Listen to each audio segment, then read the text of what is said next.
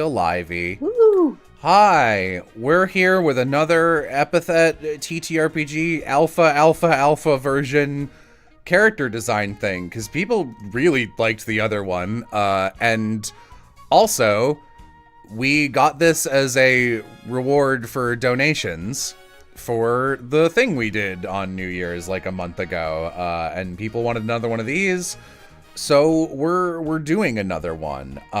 We've got me, I live here. We've got Savvy, and we've got Rhea. Hello. Hello. Yeah. So, the idea of this one, because I've seen fan designs for this character, and who knows if we will go with Rhea's preliminary sketches or not, but this actually does get mentioned in the novelization. It doesn't really come up yet anywhere in the actual series you can read, but inscribed people have an ability called imbuing. It's like imbuing, but with an E for epithet, because it's clever.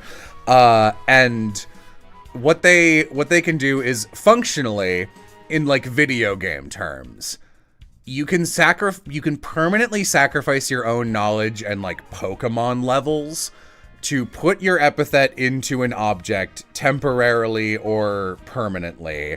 Zora does this in the series. That's how she shoots through her gun to make time bullets happen. So normally if this is done at all, you need like a really high level, and you need to be someone who uses their powers a lot, so you get enough experience to kind of make it back, you know? So you're not just getting weaker and weaker and weaker. And Zora is obviously very above curve, so this is not something people typically do. But if you've got an epithet and you're like, I want to, say you're doing what Zora does, and it's like, I'm gonna have this use my power for like a minute. So I'm gonna shoot this bullet out of my gun, and it's gonna hit something, and through my power, imbued with an E into the bullet, it will activate. So she shoots like a pine cone, and it turns into a whole tree. That would take like 1 or 2 Pokemon levels out of her 100 or whatever she has. So she can't do it that often, but like she could do it, and then a couple fights later she'd probably be able to do it again. But even that, for someone like Molly or Giovanni, that would be like a lot. Like that would be very stupid of them, and it only works for a couple seconds. There is a much more high intensity version where, say, very simple, say you've got a fire epithet and you're like, I want to make a sword that can just burst into flame at any point. I want to make a magic item, functionally. You can do that at a significant cost to yourself. It would be like 20 to 50 Pokemon levels. And for the average person in this setting, that is a lifetime of work. So this is the type of thing that people do if they're like, I don't have an apprentice, but like I want my power to, or like I don't have a kid or an apprentice or whatever, but I want to have a sense of legacy. I want something to live on. Mechanically, this is the excuse for magical items being in the setting, if you want to give players magical items as a reward. The Arsene amulet is one of these, and the amulet's epithet is copycat. And the idea, this Bomberman Jetter's music is a little louder than I expected, but it should probably be fine on the output end. The idea with this copycat epithet is, in my head, whoever had this ability was a thief, because, you know, that just makes it, that's just appropriate. And what they would do, this is like such a bullshit little kid way to use this power, but like, you know how you can use like Control-C to copy? This person was basically like, what if I used Control-X to cut instead? So that's what the amulet does, and that's their power, and I imagine they did it, like they imbued it as like a, this is my legacy and I'm done being a thief and I'm probably like 80. But I thought it might be fun because I've seen fan designs to kind of canonize that as a character. So Rhea's got some options here if you wanna tell us about them, if there's anything other than just these visuals. Yeah, sure. Honestly, I just kind of like worked with just like the concept of like copying a epithet. So I kind of just like created a few like just kind of base ideas, I guess. I think what was it like? I think like the mime was like you can like copy epithets by like miming the person that you're like trying to copy an epithet from. I don't know. They're all like very like simple. I wasn't sure like at all like what we were gonna like go with these like designs and stuff. So these are just like maybe like possible starting points than anything. um let's see. And I think like for the mummy, like there was like a coffin that you can like I don't know, steal an epithet and then like she can like wrap herself like a like a mummy and then go inside the coffin and then she would have that epithet that she stole. Yeah, they're very silly. In this setting, unbelievable. Yeah. Yeah. I like that the cat thief is just like Deku, My Hero Academia's first hero costume when he's got the bunny. Except Yeah, I noticed that. Yeah, I just needed a third option, so I just put down whatever for the third one. So that one's your favorite, is what you're saying. No. Yeah. I mean, like, I think that my favorite is the mime personally, but it's kind of like a weird idea, though. We can do something different. Savvy and I have talked about this before because Savvy is a known clown kisser. And I was like, you know, I'm not a clown guy, but I love mimes. I love mime stuff. I do really like any mummery stuff. I'm always going to go for that. So that's going to be my vote. I don't know about you, The middle one also looks like a Savvy-based design to me. I am definitely leaning more towards Mummy because as much as I am a clown enjoyer, mimes are such a different aesthetic, and they are adjacent, don't get me wrong, but I am actually enjoying the central design myself a lot more here. Okay. Alrighty, we can go with the mummy. Like we can do something interesting with that. Let's have chat decide like we did before, because they got to decide our epithet last time when we designed Marrow. So let's start a Q&A. I've never seen that before. Let's question, which base? Mummy. Mime. You don't need to... No, hey, I'm starting a poll, you guys. I'm not counting. You don't need to respond yet. Mummy, Mime, and Mother, the new Gaslight Gatekeep girl boss. You'll die. You'll die. You'll die, the fella said.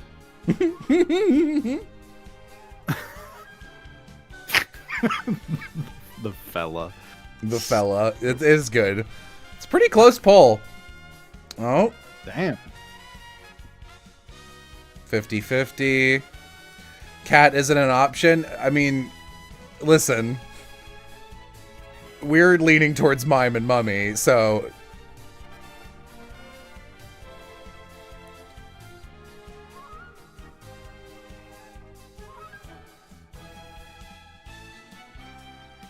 Mummy's been ahead the whole time. I'm gonna give it like another 30 seconds.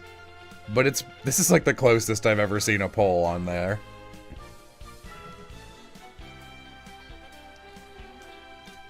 Also, just to be clear, because people will be like, Jello, are you streaming this on an iPad? I'm not drawing. This is Rhea's drawing. Rhea's art doesn't look anything like mine. I do draw streams now. Like a lot of people's.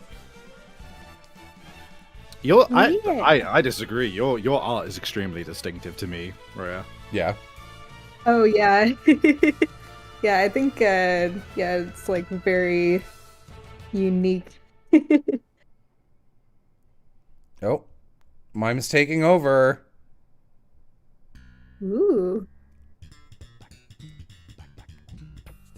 I'm trying to think if we could fuse Seinfeld ass theme. It's a good song, sir. The Seinfeld composer has a comment on this that's just like, man, I loved composing this. So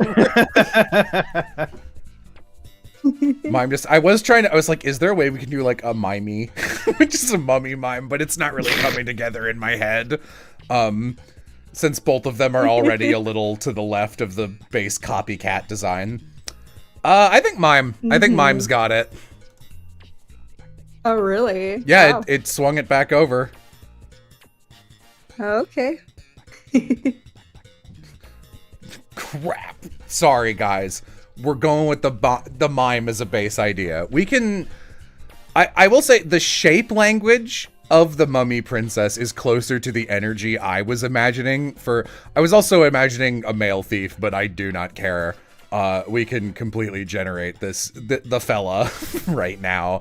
The fella said, yeah. The fella said. But yeah, so mime copycat. So before you start, I mean, you're allowed to like start doing kits at a base level, just out of the gate, but I think it's more fun to kind of figure out who the person is first. So the mime burglar. Hard to interrogate. Hard to get a confession out of. I thought it was for a new epithet. No, it's for the designs on the right. The epithet is copycat. It's on screen. Here, I'll help. Oh, right.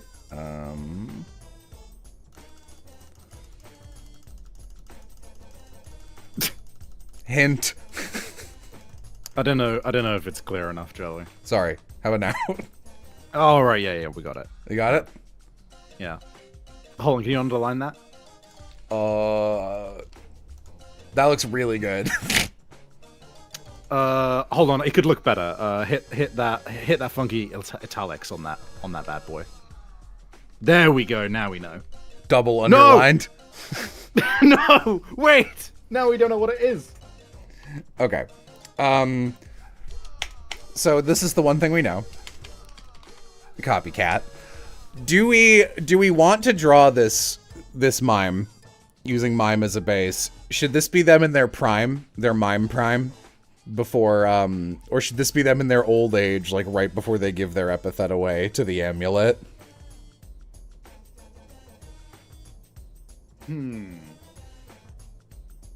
I like the premise of both. I mean, I feel like if we end up doing an alternate version of the kit like last time, that's definitely a way to do young and old. Them. Yeah, okay. Do young and old, right? Normal and boss fight. No, yeah, no, exactly. Sure, okay.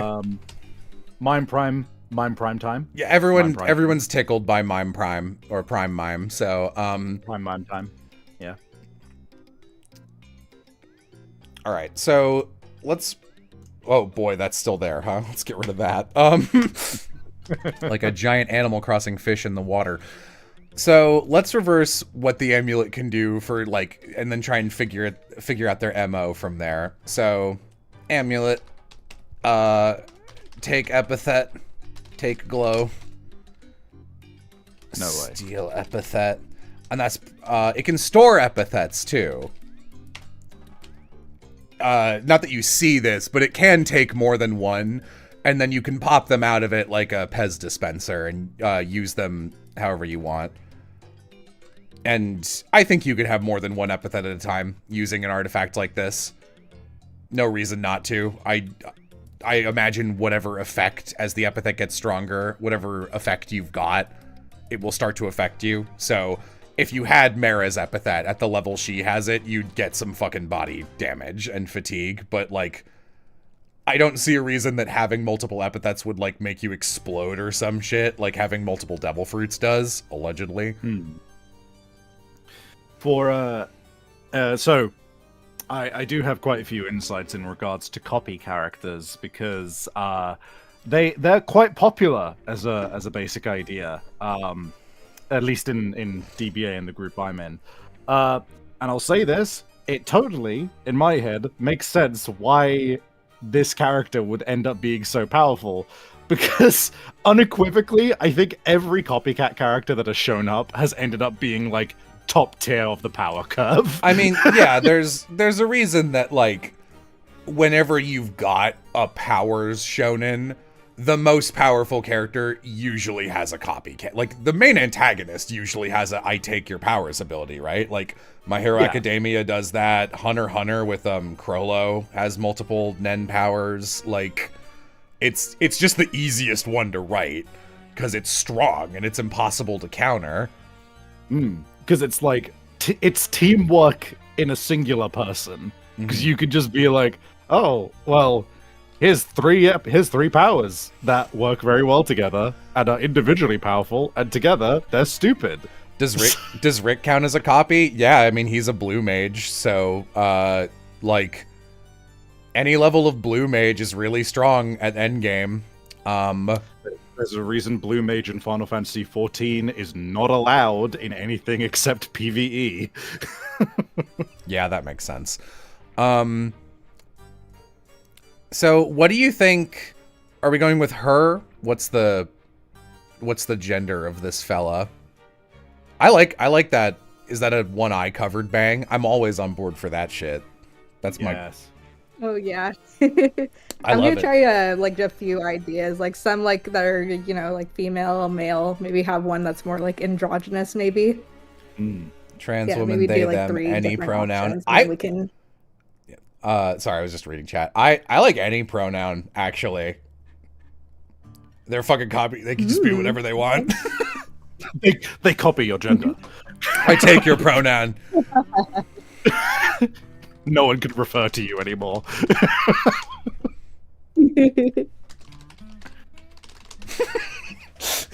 That's obviously not real. I now pronouns you me. That reads like the fucking ape sentence. Everything reads like an ape sentence to you, Savvy. It's true. Moss, I'm really tickled by, hey, what the fuck? Like they literally took out the he, him, or whatever, just there's nothing. I mean, that is a null symbol, isn't it? That's funny. Will this be canon copycat inscribed? I have literally no plans for the whoever made the amulet to ever matter, so it might as well be canon. I do think something about them and their design is going to need to evoke the colors or the and or the shape language of the amulet, though. True.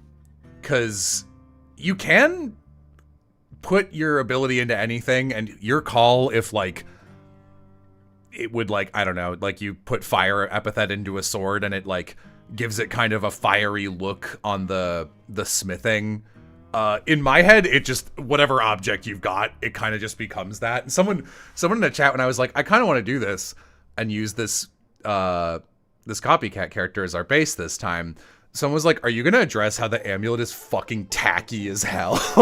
I think we should, because it's like the size of an apple. It's a huge piece of costume jewelry. I'm definitely interested in how the design is going to shake out, considering that Mime. I know they're black and white. They're black and white, and this is gold and green. You know what would be fun? What if her default? What if she has? It's any pronouns. Who cares? What if her default is Mega Man style, where the default is black and white, two-tone, maybe like with a third color as an axis, like black, white, gray, and then whenever they're using your powers, they swap to your color scheme.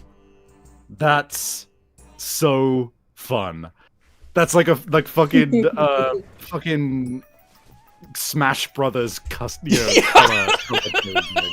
Yeah.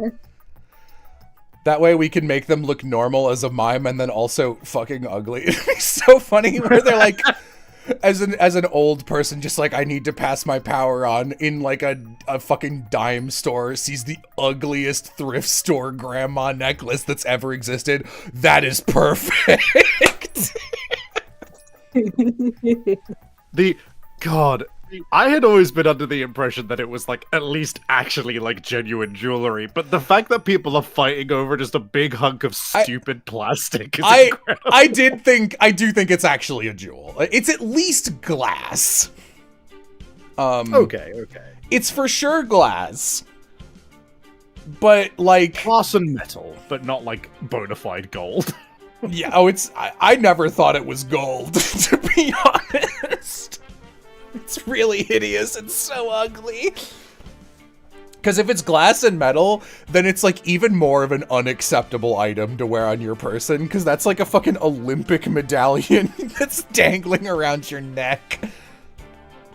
All right. God, we've already got a lot of personality for them. They're tacky as hell. They are a thief. They're a mime. I can, if you've got mime powers. Oh, you know what? Maybe we could do. Should we make this person? Should their epithet be copycat, but also they're magical, and the mime abilities are their magic?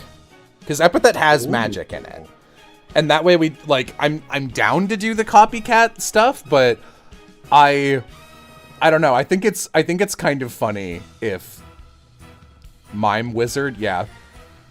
And chat. Say yes. That's one step closer to clowns being canonical and epithet as a power set. You can. I already told you can do that, Savvy. Do you really think it'd be like clowns is too far? Yeah. Okay. Oh, I like that, but man, I love it whenever you draw something that's just comedically like, that's bait. That's bait for me. What would be their sacrifice? Their voice. Clearly, right? That's cool. It does need to be an ongoing sacrifice every time you use the spell. It's not like a devil's bargain where you like get rid of your arm and then you've got like fireballs forever. I see. Oh right, yeah, because of the candies. I just remembered that. Yeah. That's pretty cool though. Like I wish that worked with the lore, because that's good. Wait. Okay, hear me out here. What if, like, this is gonna sound redundant, but like the reason they're going around stealing like jewelry and stuff is to sacrifice to their magic, to steal more, but it's not because they want to like gain power or wealth. They just love doing it. They just love being a mime. They just love being a mime, and they love being a thief and a menace. And so it would be like, what? Oh my god, they stole the fucking like the jewel of $1,000 billion. What are you gonna do with it? And then they just mime, just annihilates it, and they're just like mime powers. That's pretty good. I'm gonna float. I think your idea is better, but I want to float mine as well, which is I have two ideas and they don't work together. One where it's every time they use a spell, they sacrifice a word they can never say again. Oh, fuck. So over time, they become silent. And, like, you know, they just don't talk because it's, like, it's not worth thinking about. But also, I think it would be very funny if they were silent normally, but then when they, overtly theatrical when they're colorful and copying someone's power, because that's good for heists, right? Yeah. I like giving up a word as well, because the idea that like there's one point where they just weren't thinking about what word they were giving up, and they were just like, oh fuck it, I guess I'm gonna give up the word yes, who cares? And then they're just like, well, I guess it's yes, yups, and yees for the rest of time. Yee. Yee. They gave up every version of a yes except yee. Yeah, I want them to be able to talk, because I think that leads to way more interesting heists. And it also it would be much easier to be a successful thief and master of disguise if you could use other people's powers, etc., etc. Yeah, the vocal sacrifice is like a really cool idea, but it doesn't work with the setting as written, unfortunately. And again, this is the top of the like every other page in the actual rulebook, but it's like if you don't like something, you can throw it away from this. Like you can just do whatever. So if you were making this character and you had no other reason that you need like this is your only wizard, you could just be like, yeah, sacrifices can be one-time huge things. Who cares? You could change that. It doesn't matter. But since I'm the as written book guy, I like, you know, it makes sense that I should probably follow it for an example. Would my idea work then? Because I forget, if the sacrifice does have to mean something to you, doesn't it? Yeah, it needs to have value to you. What was yours again? Stealing shit to sacrifice it. No, I like that. I mean, monetary value also works. It has objective value. But what if their voice changed every time they use their power, so they never they just copy other people's voices and then throw them away? That's pretty good too, actually. Mm-hmm. I could see that being kind of fun mechanically as well. True. Because, like, that's a cool RP moment. Because, like, if there's, like, I played Rook, and Rook had, disguise abilities. And the idea, I really like what you're drawing right now. I love that shit. This looks great.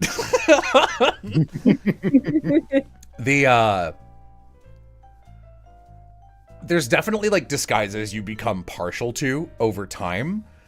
And I think the idea of a player getting really attached to a voice or a mini persona, and in a moment it's the only option they have to beat a boss by throwing it away forever, I think that's a pretty cool balancing factor. Ooh, yeah. I like that. This what you're drawing right now reminds me of the what's it called? The protagonist of the little short film Diamond Jack, which is on YouTube. The Ooh. Oh yeah, I remember that. Ooh. Yeah, I see it. I like it. I like this Riley Pokemon Lucario owner haircut. Huge fan of the gloves. I don't know what gloves like that are called. Silly.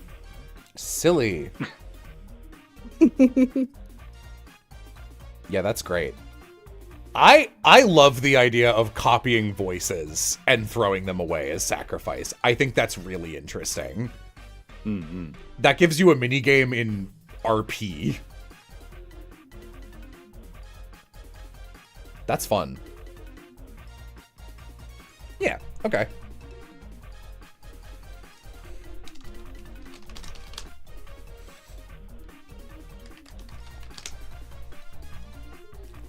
Okay. I mean, they can fucking do anything, right? You just mime it.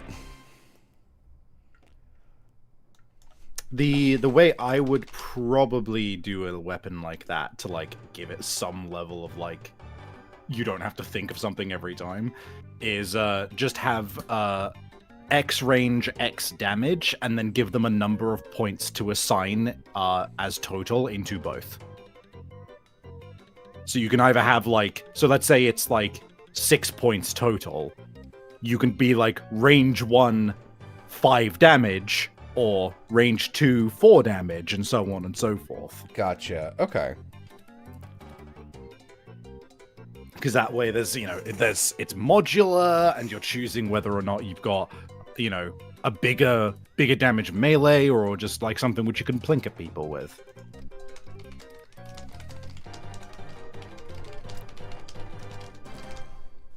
I think we can do both the voice sacrificing thing and the gems. I think that's funny. Mm-hmm.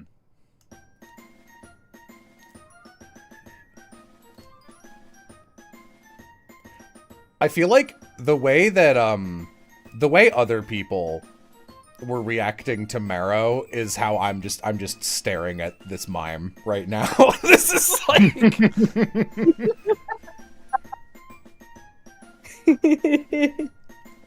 just like I'm looking. I am looking respectfully. part of my brain has just been like, what if they had big 2000s anime girl pauldrons, big stupid shoulders, you know? Ooh.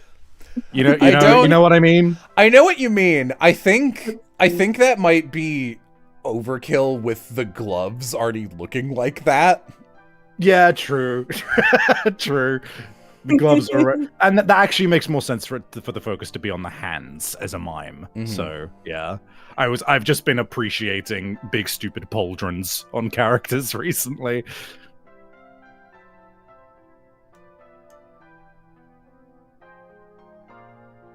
Why doesn't she just mime non-magically? Because then it's not real. That it's just regular miming. Then you're just making shit up. then you're just pretending there's a wall in front of you, and then someone goes up to you, and there's no wall in front of you, like in reality. So I'm thinking, since it's mime, I'm thinking this person is a controller mechanically, which is someone who controls the battlefield. They can generate items on it. It's crowd control. It's being able to move themselves or other people. Do you want to go? So I feel like there's definitely a couple directions control can go. Do we think control like fucking with the enemy, or maybe control more like a commander control of just like, hey, allies do stuff? Fucking with the enemy. This person works alone. If they had allies, they wouldn't have made the necklace at the end. Very good point. Very good point. But that's why we ask these questions. All right. So I should start actually thinking of mechanics, because that's what we're here to do. Let's see. I like your idea for the magic gloves. I'm trying to think like where the item sacrifice will come in. I think that'll be the second passive. Okay. So magic gloves. Expend tiny gemstones from a bag of costume jewelry. So these don't matter that much, so you can just do it passively. This is pretty common for mages. I think the term in the book is magical ammo. It's just like, give your character a bag of marbles or something. Like something they collect but doesn't matter. Like you could pick it up in any town, any shop. So the only time it would matter is like on a long, like multi-week campaign where they're like going out into the desert or something. And it's like, okay, we should probably start keeping track of how many you have. But like the less a player has to remember in this system, the better. Like I don't like a lot of numbers. I don't like yeah, it's like how you don't do spell components literally in most campaigns. Literally, I was gonna say component pouch. It's a component pouch. Like don't fucking worry about it. To mime small weapons. Hang on, someone asked me to extend this so I could make it a little more, the drawing a little more visible, but I need to go back now. To mime small weapons of your choice. Let's do 8. You have 8 mime points to spend making a weapon. Always worth specifying there must be at least 1 in each point, otherwise, like... Yeah. 0 damage, 8 range, hooray! I don't know, that feels in character. Fair point, fair point. Then what the hell is 8 damage, 0 range? Lethal hug. you know, you've sold me. Hugs you, but barbed wire. You have to occupy the exact same space as the other person, so both of you are rolling disadvantage on everything. It's just a bad idea. Okay. You have 8 mime points to spend when I'll do creating a weapon. Creating a weapon. Points. I'm trying to imagine the quickest way to phrase this. Points go into split points between Weapon damage and weapon range. You could have a one range, I don't know, chainsaw. 7 damage, or a, give me 2 seconds. This is faster. I like using this. Got 1 range chainsaw that deals 7 damage. I need to, when I actually make the book, I'm gonna make a couple like unique icons, like breaking hearts for damage, just like save space. Yeah. Or a slingshot that deals 2 damage at basic math 6 range. You did it.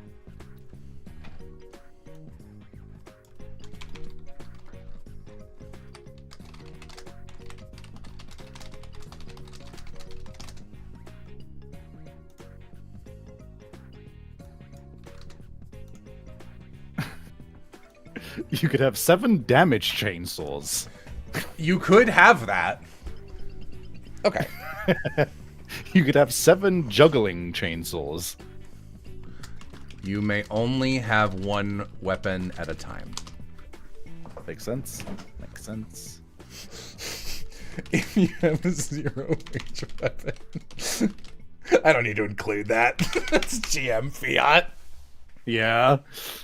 Okay. 7 damage is pretty good. In my mind, like 5 or 6 is kind of average, 7 or 8 is good. And then like 3, 4, and 2 are like low or usually range. Anyway. Passive.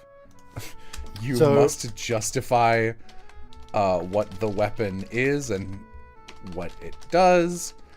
And the weapon, your hands must be able to mime the weapon to create it. So if you're tied up, no weapon. So for the passives, one of them I wanted to just be like the actual copycat color change ability. Yeah, for sure, for sure. In terms of the second passive, I guess the question I usually ask immediately is, do we want this to be a passive that wraps into the rest of the kit, either by virtue of a resource or a keyword, or do we want it to just be utility that is just like, you know, universally applicable to most situations? Because I feel like we've already got a utilitarian one here. Yeah, not entirely sure. I'm thinking maybe that will be the one that is like expending gems or voices, and like GM assigns everything just like a monetary rank, and that like maybe that can play into like 1 or 2 of the powers, where I'm picturing the ability to like in a pinch. I love this character so much, right? This is like Jello core. Yeah, it's so Jello core. Yeah, it wasn't intentional, I swear. I thought she would be cool as like a gentleman thief kind of character. I don't know. Yeah, a gentleman thief mime. It's like all the way there for me. We gotta get some of that cat in Spo in here as well. I mean, I guess we don't have to. It's partially it's in the hair a little bit, in the shape language, but yeah, I don't mind. Never mind. You know what this reminds me of is I was showing you this character earlier, Savvy, but this like fucking waste of one of the only character designs I like in Three Houses with the clown scorpion. Yeah. Yeah. Oh.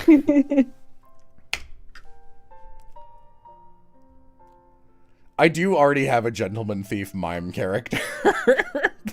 What? Oh my gosh.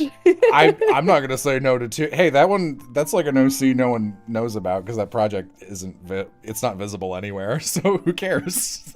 So who gives a shit? Just reuse. God, the amount of times I've reused characters. Oh yeah, no, I just reuse characters over and over until they finally slot into a public-facing project. the mime in my other thing is in a setting where you get random, like everyone has a unique magic type or none. You might not have one. So the party member magic types are it's just called Antipode, but the main character has fire and ice. Then there's Ripple, which is sound and water. Banish, which is deleting ghosts, because there's a lot of ghosts in the setting. Plant. And then the last couple get weird, where one of them is there a single word for this? It's like cloth-based healing, basically, like swaddling you in a blanket and like healing dolls. Olfactomancy. So one guy, I forgot his class is a smell sword. So instead of a spell sword, so he'll use like cinnamon incense and he'll stick it. He'll like take, because he can move smell and smoke around. So it'll be like cinnamon incense that he loads into a revolver slot in his gun and fires out a flame bullet. Mint makes ice, stuff like that. This is dangerously close to powering up whenever I touch my stink stone. Yeah. And then the last character is just, she has mime powers. Hell yeah, hell yeah. Right, passives. Yeah. Let's do the easy one, color change, so... I can't call it that. I'm gonna call this... Let's spell it right. I'm not gonna keep it this. I just want to see if anyone knows what this is a reference to. Oh, we need a name. Oh, fair point. Chat, name this mime.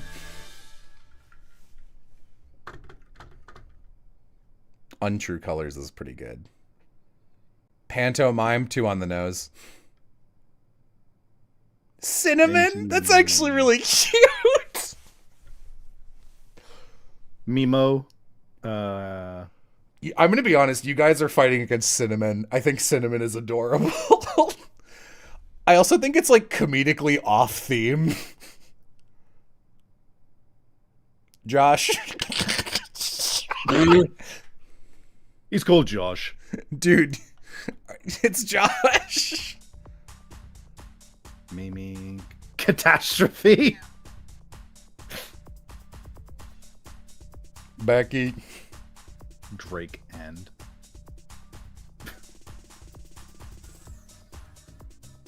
Kleptomaniac. See what you're trying to do. Sinner mime. Josh Cinnamon? That's a drag king name. Is their name not just Arsene? No, it's named after the fucking, like, Lupin. Calico. Calico? Like the cat? Yeah. Calico. Cal? I like Cinnamon. I'm really taken by Cinnamon. Like, I'm locking it in. I like Cinnamon. Fair enough. I was a fan of. Wait, Calico Cinnamon. Cinnamon Josh.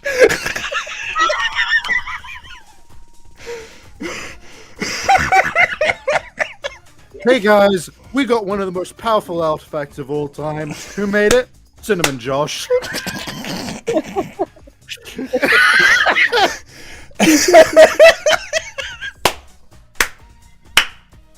The most feared name in all of history, Cinnamon Josh. You guys have 15 seconds to unsell me on Cinnamon Josh before I mean, my vote for the midpoint of just making it cute is Calico Cinnamon or Cinnamon Calico or something like Calico that. Cinnamon is like fine. It's very epithet. EC Universal, you have to stop doing this. No clue what's going on, and yet you still do this. Okay, so Calico Cinnamon is like the best name because it's obviously on theme with the cat, but like Also, like, Calico and Cinnamon are both cute, sort of like femme non-binary energy, jumping around zippy bippy kind of names. I think this character is established to be over the top, kind of stupid and tacky. I think Cinnamon is a funny, like, I'm Cinnamon. Also, you could name a cat Cinnamon. Just like, it's like, oh yeah, that's Cinnamon. I love the idea that it's like, the media definitely gives their crimes an interesting name, Heartbreak Killer style. And then it's just like, what's her real name? Cinnamon. I also like Cinnamon Josh specifically for the idea of just like, you know, they're so powerful and they're so like infamous and incredibly, and then one day is just like, you, what's your name? I must know if I am to call you my rival. Cinnamon Josh. It's the only words they ever speak out loud. Cinnamon Josh. The two words they'll never give up. Cinnamon Josh. It's this character design, extremely cute, flamboyant, that just like 26 episode series from anime 2007, they don't talk, breakout character, and then in like the penultimate episode, the main character's like, wait, before you go, having bested me, you've taken everything, please just give me one thing, your name, and then in a super deep voice, Cinnamon Josh. And then they leave. It's very on brand, I'm gonna be real. Cinnamon Josh. I do honestly think that, like, Josh is a really cute name for, like, a femme presenting person. Mm-hmm. I like Cinnamon Josh. I think that's so funny. I can't believe I've been sold on Cinnamon Josh, but I'm gonna say Cinnamon Josh as well, actually. Like, I know it's a bad name, but it works. It sounds like Josh Cinnamon and Cinnamon Josh sounds like a drag king name, and this person has drag king energy to me. Guys, add it to the wiki. The arson amulet was made by Cinnamon Josh. CJ, no, you guys are trying to sanitize it. It's Cinnamon Josh. We're not making it cute. We're not shortening it to Cinnamon. We're not shortening it to Josh. It's Cinnamon Josh. That's their name. Holy fuck.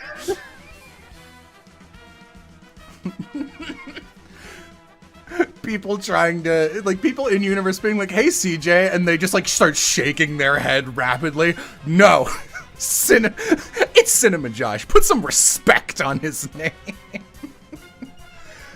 This is some old school anime campaign shit. This is some Carlton Blub shit right here. Also, I love the name Cinnamon Josh because it's got that anime from the 80s one-shot stupid OVA energy, like Violence Jack, where it's like it's a name. Or like, what's that Danganronpa killer? Genocider Fred or whatever his fucking... Genocider Jack, yeah, fucking hell. Dude. It's got that jacuzzi splot riz. It's got that I'm not a native English speaker. I think, can you try... Oh my god. Yeah, go ahead. It does read like that, because Josh is a fucking, Joshua is a biblical name, so it does read like someone who is just like, oh, you know, doing the equivalent of looking up sword in Japanese to name their character, but the other way around of like, oh, what's a biblical name that I can give this character that's cool? Josh. That sounds good. Yeah. Can you, this might not work, Ray, can you try, I'll put it on the screen share. Does your drawing program let you, like, skew angles? Can you try, like, just by a couple degrees taking, like, their hips down and skewing them left a little bit, giving them that fake old school epithet portrait shit where everyone's doing the world ends with you hip forward? It may or may not work.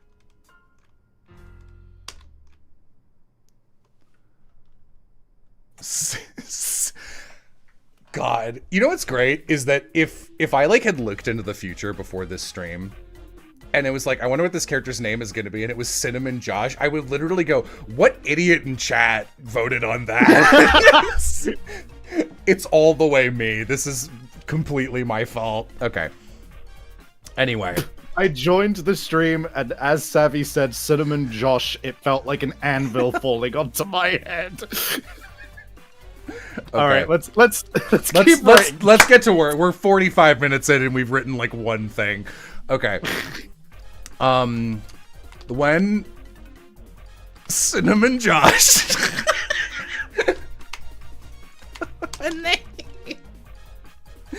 when they copy. Yeah, let's start it here, I guess. Cinnamon Josh can spend their turn to copy the voice of anyone they've heard speak in the last 5 minutes. How about that? Fair? That makes sense. Yeah. Give it a little limit.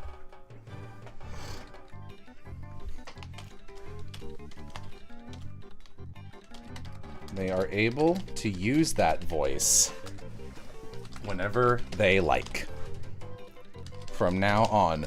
But whenever they speak in the voice, their outfit changes colors to match the color scheme of the voice's owner.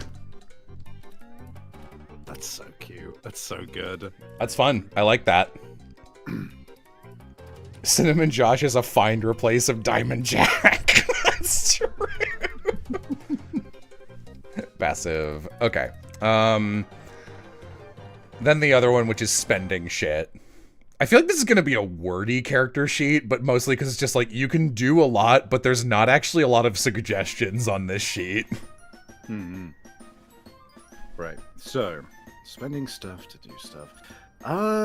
God, it's always a toss-up when it comes to stuff like this, because if you just go, can make an object, it can get out of hand really fucking quickly.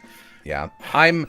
My brain is thinking something along the lines of, like, every voice and every treasure that you've ever stolen has a set of value. Or I even would, if this was a player character, I would not, and this, I think this would have to be a recurring character. This is not really a one-shot build, which is fine. I would say every treasure you get, you can expend as like a one-time super move, and then have some kind of description that's like, the thing you can create and mime will pretty much instantly be created, and it can occupy X number of spaces where X is like $1,000 in value or something like that, or like $10,000 of value. Does that make sense? Do you see where I'm going with that? So like, if you sacrifice a ruby worth $10,000, you can instantly generate like a tank. Yeah. Okay. I feel you. Yeah. But only once. Licorice Jane. How does Cinnamon Josh fit into the lore of the next Epithet book? This is the thief that made the Arsene amulet. Man, you know what's great is that depending on how good a job we do on this stream, if we do end up drawing the boss fight version of an older Cinnamon Josh, it will be an older gender TM mime gentleman thief. Which is all of the boxes. That's all. Oh yeah, that's Jello, baby. That's all of them. The only way you could up this is if, like, explosion powers, also, like, grenade launcher is the weapon of choice, or snapping fingers and explosions. And, like, God, what else? Strongest character in the entire setting, but, like, idiot doesn't give a shit and loses fights all the time for like silly reasons that aren't obnoxious to watch. So I feel like on this passive there should probably be a mode for it which doesn't require you to, like, there should be some baseline thing which is like, you know, similar idea of you are sacrificing something that you just have on hand and you could do something at least baseline, so that there's always something you can do, in the same way as the gloves. Yeah. Okay. And so, okay, here's a question then. What would making a wall in front of them cost? Because that's probably the best baseline in terms of like mime abilities, right? Yeah, Like, I was thinking I'm that could miming a be. wall. I was thinking that could even just be one of their normal abilities. I was thinking like a 1x2 space wall, pretty wall shaped, would not cost that much. That would be like stamina in my head. I think the other thing that is a benefit of whatever this special passive is going to be is the creation of this thing can be an anytime action.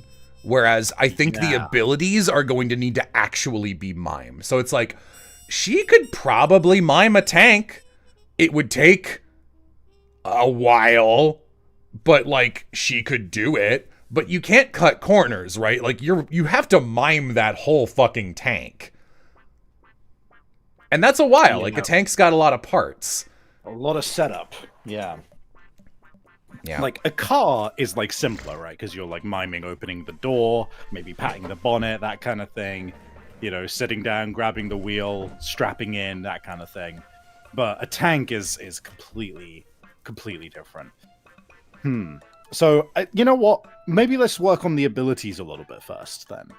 Okay. So do we want the wall one to just be walls, or do we want that to have like a little bit more to it? I'm okay giving it more utility. First though, we're a little off epithet. We're focusing more on mime. Let's give one thing that is the copy power, and then 2 mime abilities. How about? Yeah. So copycat. I mean, just a blue mage ability, right? Like I see you use a just power. Copy the last ability. Yeah. Yep. Nope, that means something else now.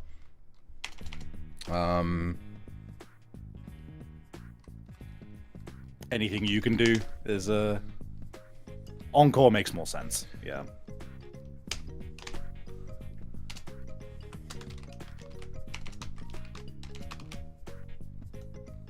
How about this? Once per combat. You know what? No, anytime. Fuck you. Once per combat, you may copy a target's ability so long as you have seen them do it. You can only copy one ability per combat, per encounter. I'm trying to use encounter more, because encounter's more of a general statement. It's like how I like the term game master over dungeon master.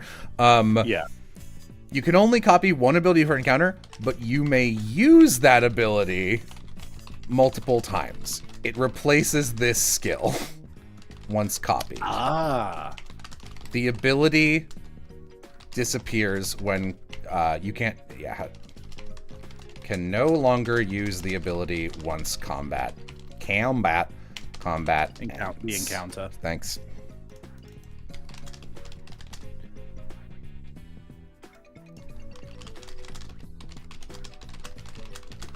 Use the ability. The ability always costs 3, even if the original did not. Yeah, I was about to add one more stipulation. Costs less. You cannot copy an ability that costs more than 3 stamina. Good point. Nice try, fucker. Yeah, like. Also, I suppose if you want to be thorough, you regain this ability once you lose the copied ability. How about just once the encounter ends, this ability becomes encore again. Sounds good.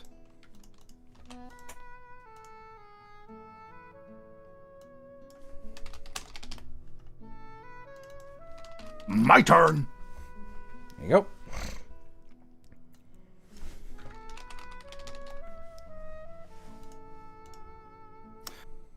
So I feel like So that is a very good ability. I'm wondering whether we would want to give them any kind of ability to permanently copy things. Not as a base design. That's like that's an upgrade or a reward for a campaign in my mind. Totally fair. Yeah. Also, I'm imagining.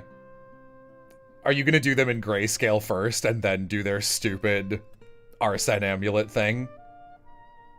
Yeah, I'm gonna like try to kind of leak those colors in. Just start with the kind of mime colors first. Oh, you know what would be cute and Lori is if Lori as in LORE apostrophe Y, not as in Molly's older sister, is if the colors of the amulet, and they're like, this is perfect. It's the color scheme they copy from either like their favorite person or someone they were in love with, or their like longtime detective rival or something, as like an homage to them. Aww.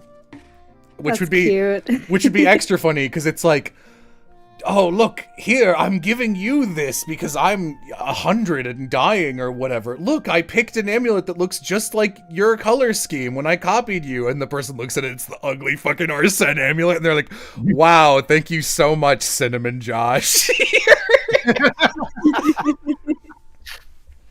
Fantastic. What's mimed is mine is that's a good ability name. That's really good, yeah. Yeah, fuck it.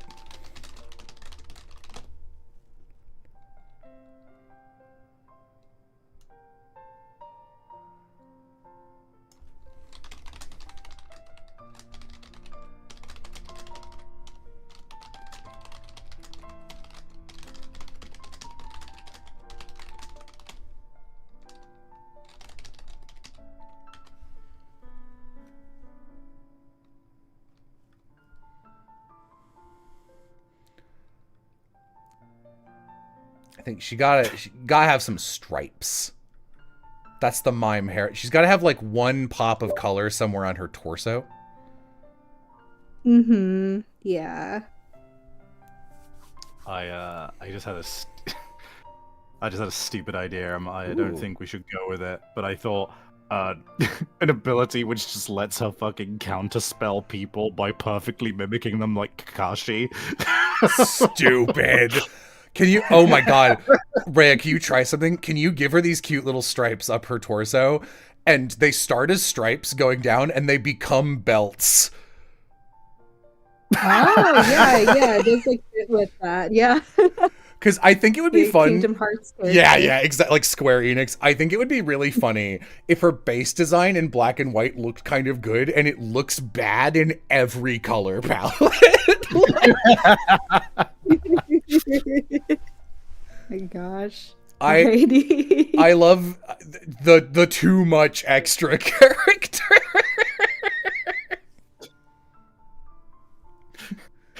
I point at Cinnamon Josh. Lulu, this son of a bitch. God. Jesus Christmas Christ. Nomura is in chat right now with his lawyer. Okay. So she's got the basic miming ability. Let's keep that as her thing right now. Yeah, let's just give her a basic, no setup, just mime. So like when I think of a mime, I do think of the walls. Think of the box. Yeah, wall box, rope, all that kind of thing. Just basic ass like items. Makes sense. I think the limit would basically have to be like, it has to be something that isn't like complex. It's just like solid in some regard and just has a very simple quality to it. Yeah. I'm trying to think of like an all-encompassing way to give her the ability to do like boxes and blah blah blah blah blah, but because I don't want it to be limited to one thing. This is kind of a jack of all trades, but I also want her to be a controller where it's like actual. What do we do with I actually don't remember. Yeah, okay, here's Mara. I actually forgot Mara had like a real name. Was Marrow also a controller? No. We did multiple Marrow. This one's like a status inflictor. They've got their own name. And there's another one somewhere. Yeah, here. We did a and couple, Dodge Tank. Dodge Tank. That's what they were. Okay. Dodge Tank. That was the primary mode that we did for them. Cool. I just wanted to make sure. Like, I didn't want to do the same thing twice. I love Cinnamon Josh so much. She's so cute. she's so cute, and she looks so stupid. So stupid, but she thinks she looks amazing.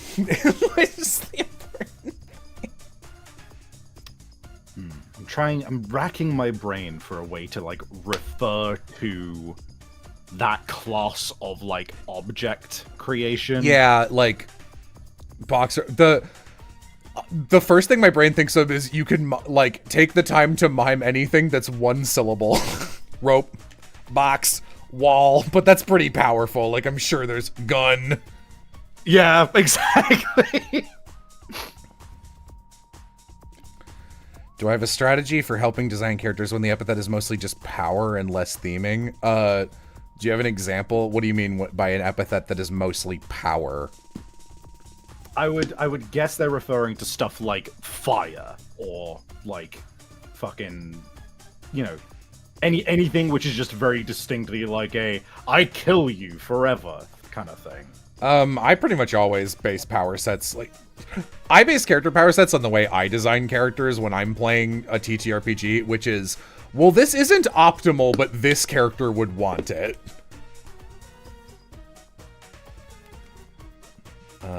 Devastation is the one I'm having trouble. I mean, I always go for like the less good power and everything, so I would make that like emotional devastation, like, oh my god, this is such a this fucking Fargo reference. My duck painting didn't win the stamp painting competition. This sucks, dude. So the other thing to remember as well when it comes to that kind of thing, right? It's that yes, it is a word that means something that is commonly like associated with like complete destruction and like all of that kind of thing, right? But complete destruction of you take that and you go, okay, complete destruction of what? Of a single thing, of like, you know, you don't have to immediately make it I devastate the fucking world, right? Or the environment or something. If they're starting off at a lower power level, it can be I'm going to devastate this singular object, right? Pain causing. You can always sorry, real quick. Pain causing samurai. That's an excellent ability. I'm taking that verbatim. That's such a good controller power. Oh, I'm curious now. Target must repeat caster's movements. Oh, that is really good. Yeah, that's a fucking excellent control ability right there. Yeah, that's why I want immediately. Yeah. Infinite range once per encounter. That is such a funny way to make someone like walk into a pit of acid or something.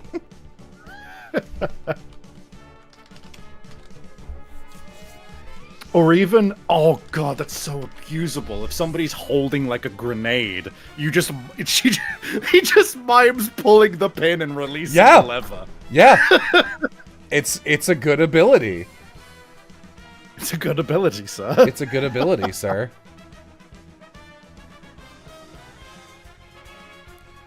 I think the top part of the hat's got to be like whatever the solid color is going to be.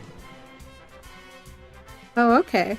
Let's see. It's like, because that'll be like the green or whatever. Like, I don't know which the main color is going to be, heavy quotes. Yeah. I mean, it looks like it's going to be like black so far. It's like what the main color is. And then she's just going to have like accents and like, secondary color. Cool. Target must repeat caster's movements this turn. Exactly infinite range. That's really good. Yeah, I'm honestly okay with that, because This is another character whose like weapon is so so varied and has so many tools that like their abilities can kind of be one-time panic buttons. That is yeah, like, God, that's a really interesting idea of somebody who's primarily passive driven, and it really is just like a bunch of that's my whole design philosophy for this entire new game is just like you make the passive first and the mini game, and sometimes the weapon, usually the passives, but sometimes if you've got a weapon like this, you give the person a bunch of options, and then it's like, here are your super moves, heavy quotes. See, I'm still very much in the old design space, which is like you create a passive which is like has its own stuff going on, don't get me wrong, but is enacted through the use of abilities. Yeah, like so most of like all of Giovanni's kits are crazy basic in that like they're very old school as introductions. And then like as it gets on, it's more like figure out a mini game. You should just keep the highlight white on her hair. I think. Oh yeah. Okay. I think maybe the hair should be like the only thing that doesn't change.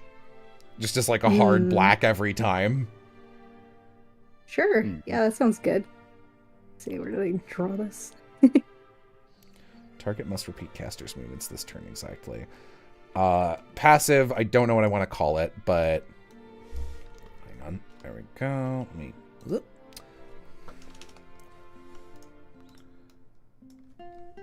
Cinnamon Josh.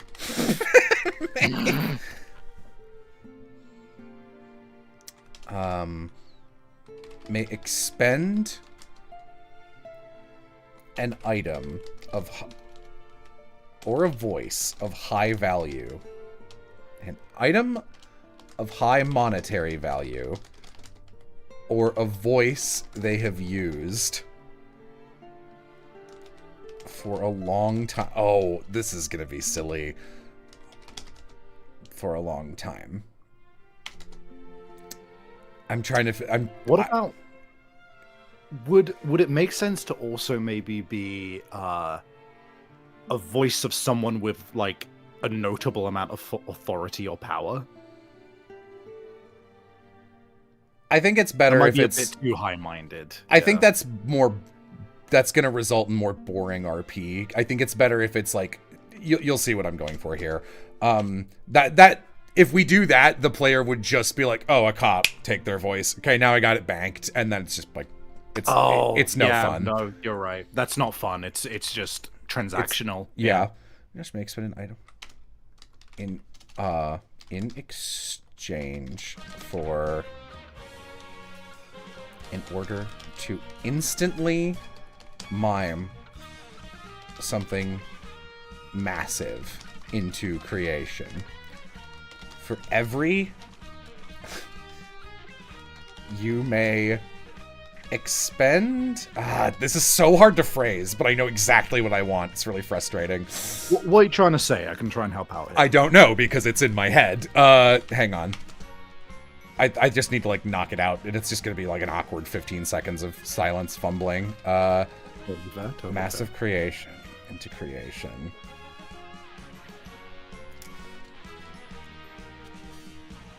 The creation may be fill one space on the map for each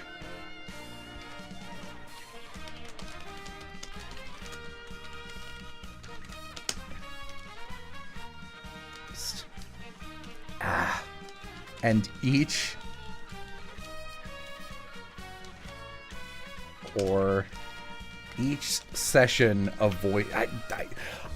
I want the amount of time the voice was in utility to be the sacrifice equivalent. So, so each session you use the voice, and not just like for one sentence. Each session you use the voice. Hang on, it's playing the ending theme. No one wants to listen to that. Each session you use the voice is like $500. So, or something like that. It's like I'm trying to give a concrete value to how often it needs to be a utilized disguise. But it's really hard to elegantly phrase. That's hard to quantify as well. Josh may expend an item or of high monetary value, or a voice they have used permanently. Expend an item of high monetary value. Expend. I do not want her to permanently expand. A voice they have used in order to instantly mime something into creation. The creation for each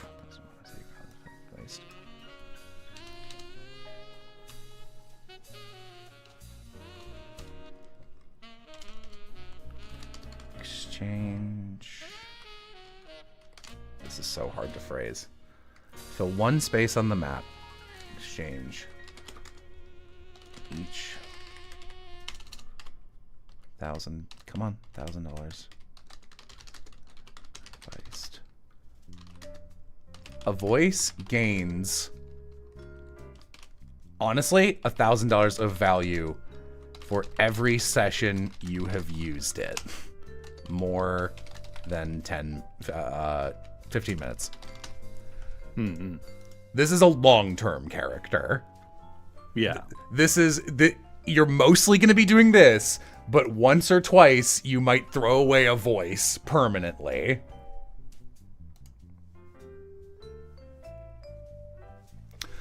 Do you think Cinnamon Josh insists it's pronounced May May? I think Cinnamon Josh insists it's pronounced...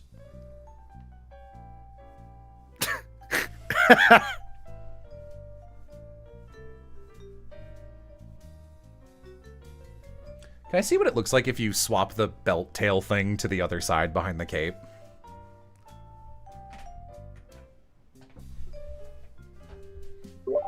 Wait, I'm sorry, what? Sorry, that I was thing, a little distracted. That thing bottom right, can I see what it looks like if you swap that so it's like underneath the cape, bottom left, other side of them? Oh, you mean like her little belt thing? Yeah, I assume that's like meant to be a cattail. Yeah. Alrighty, I can put that on the other side here. Oh, Silver Tongue is a great name for that. Yeah. I like this, because this, like, seems really powerful, but, like, $1,000 of value sacrificed. Like, $1,000, I don't know, this gives the player incentive to steal shit. This is like a really detailed, confusing kit that I think with a strong player would be so much fun. This is not a novice player kit though. Okay. And their last ability,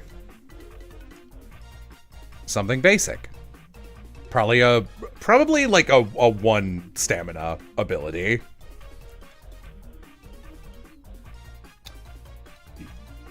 You know maybe in any time, just put up a wall or a box in front of them or something. Yeah, that's pretty easy. Simple, effective, could be played around with a little bit. Yeah, I was also thinking maybe the reverse of the... Nah, that's not as valuable. I was thinking the reverse of a pantomime ability, where as an anytime action, when an enemy's walking, you can instantly move the same amount of space as they move, but like, which is useful, but this character already has a really good ranged option, so it's not that useful. So, yeah. Wall.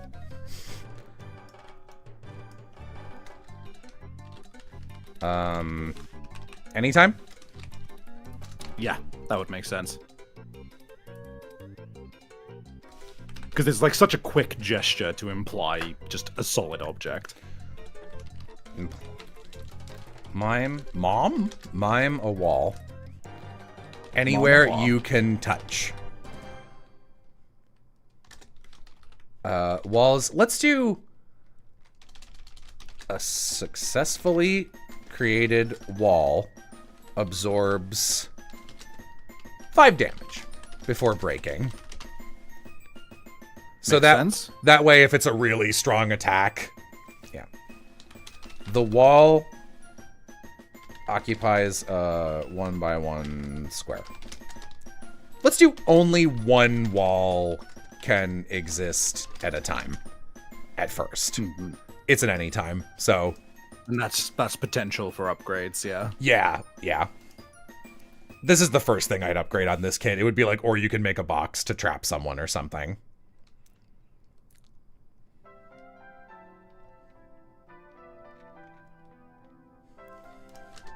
All mimed creations are functional and invisible. They can only be operated by trained mimes. By trained forklift operators. Okay. Let's review. Let's see what we got here. Cinnamon Josh. I don't know why it's kind of outdated that I even have a stamina thing on here. That's going to be character dependent. Magic gloves. Expend tiny gemstones from a bag of costume jewelry, which you just have, to mime small weapons of your choice. You have 8 mime points to spend when...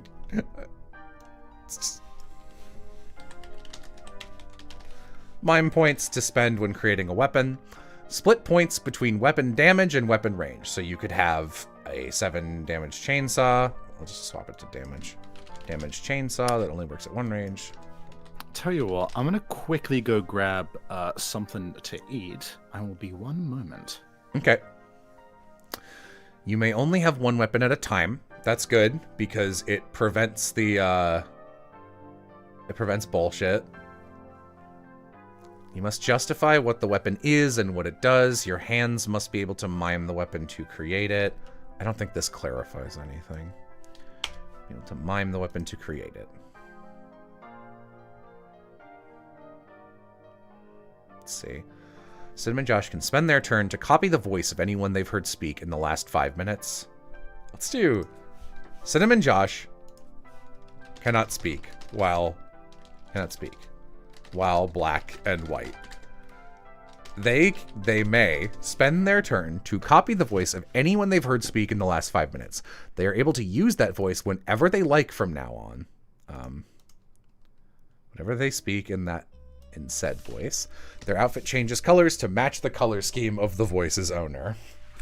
They have no control over the colors, and they always look garish and bad. Silver Tongue, Cinnamon Josh may permanently expend an item of high monetary value or a voice they have used in order to instantly mime...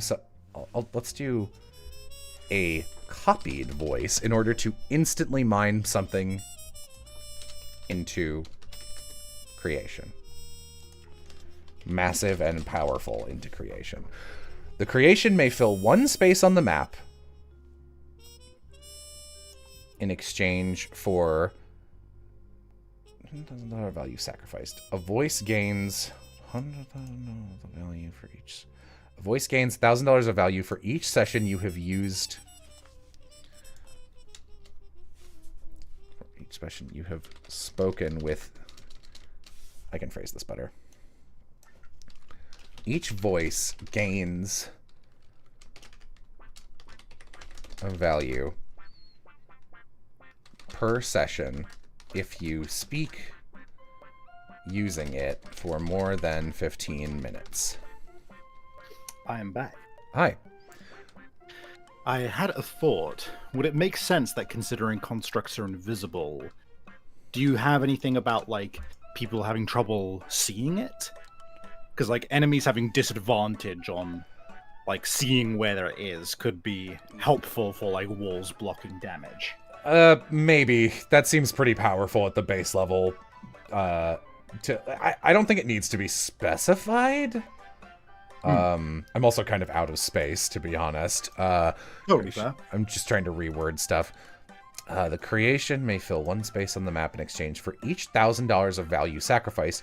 Each voice gains $1,000 of value per session if you speak using it during said session for more than 15 minutes. Once a voice or treasure is gone, it's gone. Is gone, it's gone forever. Once per encounter, you may copy a target's ability so long as you have seen them do it. You can only copy one ability per encounter, but you may use that ability multiple times.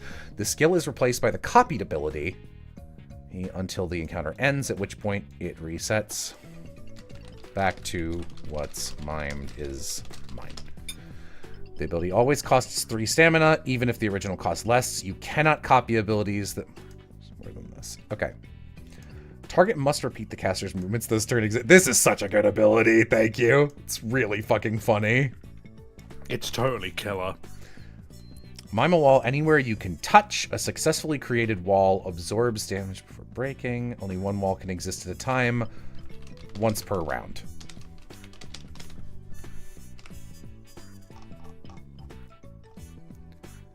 Can they copy the same voice again? Good question. No.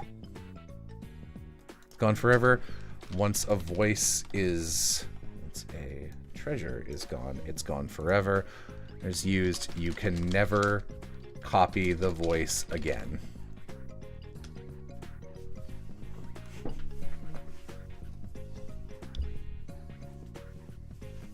Cool.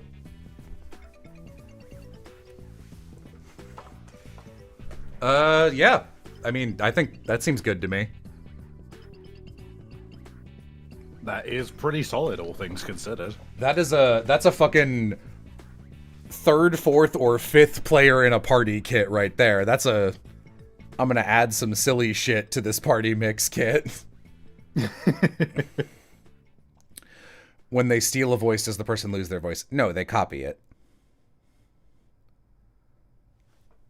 Copy the voice. I think that if that did become the Control X kind of thing, I can only imagine that's like high level, basically. Yeah, the idea is this is them when they're like younger. So their copycat ability that works like the Arsene amulet, that develops later on.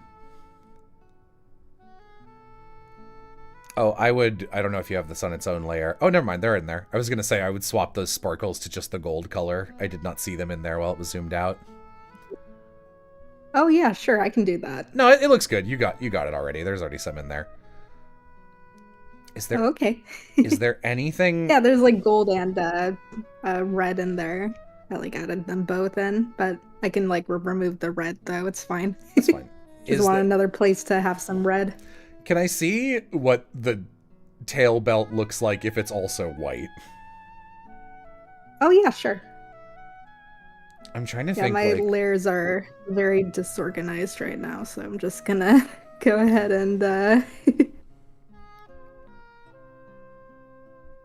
Oh, I meant the black part actually, not the gold bangles. Oh, I see. Okay. I've got the in order to, and which.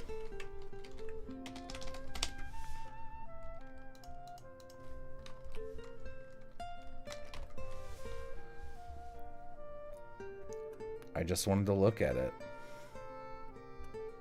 Yeah, no, okay. That's worse. My bad.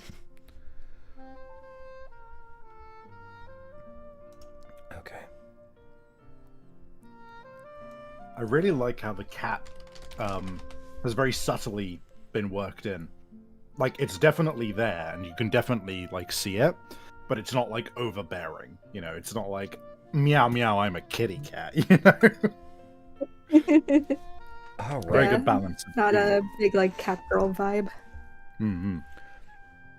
Okay. So that feels like a base design. Let's really briefly, let's like just talk about like how you would upgrade this over time, since this is an upgrade over time ability. I think this one would stay the same forever. Unless it needed to be, like, rebalanced for vocal reasons. Yeah. But, like, I don't see this upgrading. Let me think. This is an easy one to upgrade. You just add more mime points. Nothing special there. What's mimed is mime. How would you... Once per encounter. You may copy a target's ability. Either allow it to be switched out mid-encounter, or maybe make it so it can copy higher higher stamina abilities. Yeah, higher stamina maybe abilities make is required in a long-running game. Yeah, no, exactly also, right. maybe it does reduce cost when it copies lesser costs as well. That would be a way to improve it also. Yeah, lots of room for improvement this time. The ability to swap out the one thing you've copied, I think, is really, really important. That would probably be the first thing I would give. Mm-hmm. Oh my god, stripes on the inside of the cape? This fucking girl does... I like her like design is actually really hard because it's like such a limited palette, but she's also very like detailed too. So I'm just like I'm kind of struggling right now. I'm also like taking critique from the chat too. So I'm just kind of like, okay, I'll try something. Yeah, I'll try a bunch of different things. Honestly, I think keeping it like relatively like basically where you had it already, pre-cape stripes is probably fine for like, yeah, because it's gonna be changing colors all the time to horrible new and ugly things. Yeah, I'm in the same boat. Yeah, that's true. I think keeping in mind the color palette change, this is pretty much I think exactly where you would be good to leave it, because the interest will come from those palette shifts. Is there a limited number of voices that can be copied and stored? No, I don't see a reason to do that.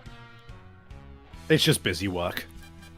One thing I might specify. Again, I think I'm out of space. Nope, I have one more line. I know this doesn't matter, but it bugs me. This voice, you can never copy the voice again. You may spend a collective voice and hang on. You may spend up to one voice and one treasure on a single usage per creation. And that's an easy one. You can just remove that.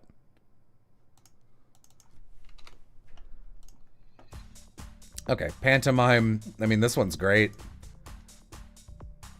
No notes, really. You could... If anything, I feel like a high level ability, if you really wanted to just like immediately crank the power on that thing, is just to turn it into an anytime, because that's fucking crazy. But that's like low. I think that would be a late game, if anything. Yeah. If I was gonna make this not once per encounter, I would fucking up it to like a 7 or 8 cost. Yeah. Like, it's because it sounds like, oh yeah, I guess I could do a lot with that, but it's essentially just going, I control the enemy's turn, which is just bonkers. Do they have to see the target to use pantomime? Yeah, I guess it didn't occur to me they might not, but I think all mime abilities require sight. It's an exclusively sighted thing, right? Like if you can't see the miming, then you don't... I appreciate what's being pointed out. There are people who get very like, well, it says infinite range, so I can target someone on the other side of the planet, you know, like that kind of shit.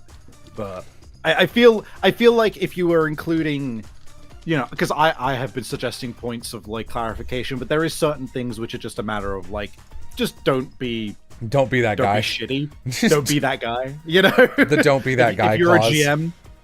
if you're a GM, you can just say, hey, don't be that guy. You know.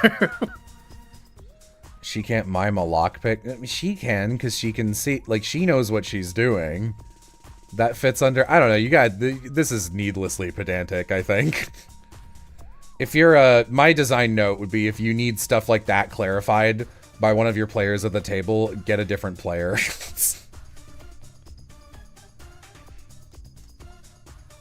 Or at the very least, it should just be one conversation, and then that's that, you know? Yeah. Like, sometimes it happens. I was playing in a one-shot recently with a character that was made for me, and it straight up took me 3 instances of using an ability for me to understand what they were saying. And that wasn't, like, because they wrote it poorly, they just write kits differently than me. And, like, that just is the nature of communication with people. I don't know what to tell you, you know? Oh, they could hand off creations at higher levels. Yeah, maybe. That would make sense. That's a good one. And then the Mime the Gap has a lot of room for improvement.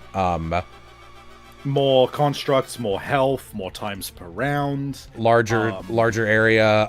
I would make it a box at first.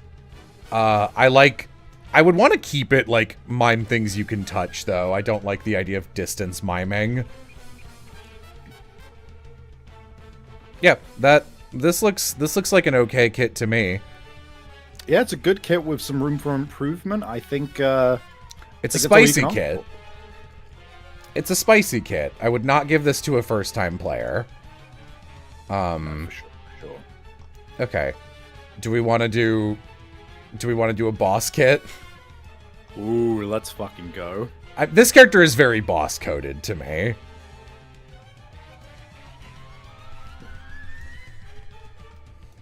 Take these. Ooh, back down to the bottom. Ooh, I know. I'm gonna change music for the boss version. Let's do Rhythm Thief OST. Ooh.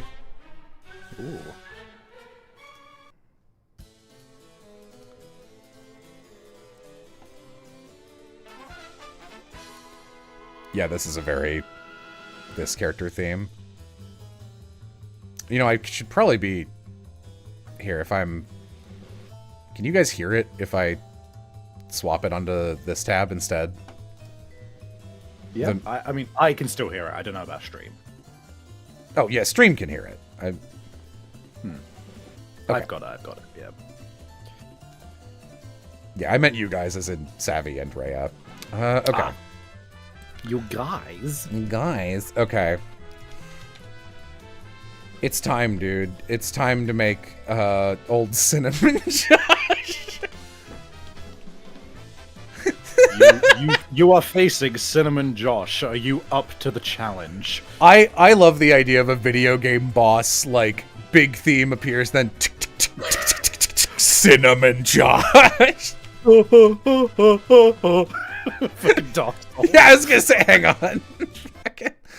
fucking like... You're looking for fucking well, what's Vort of the Boreal Valley. There you go.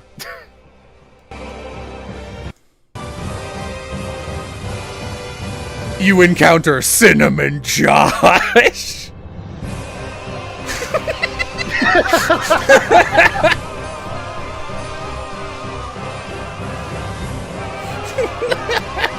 Fucking incredible, dude.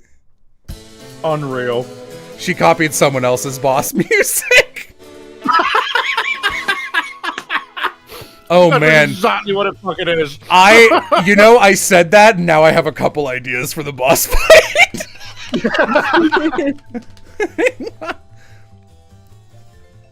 So I'm picturing this.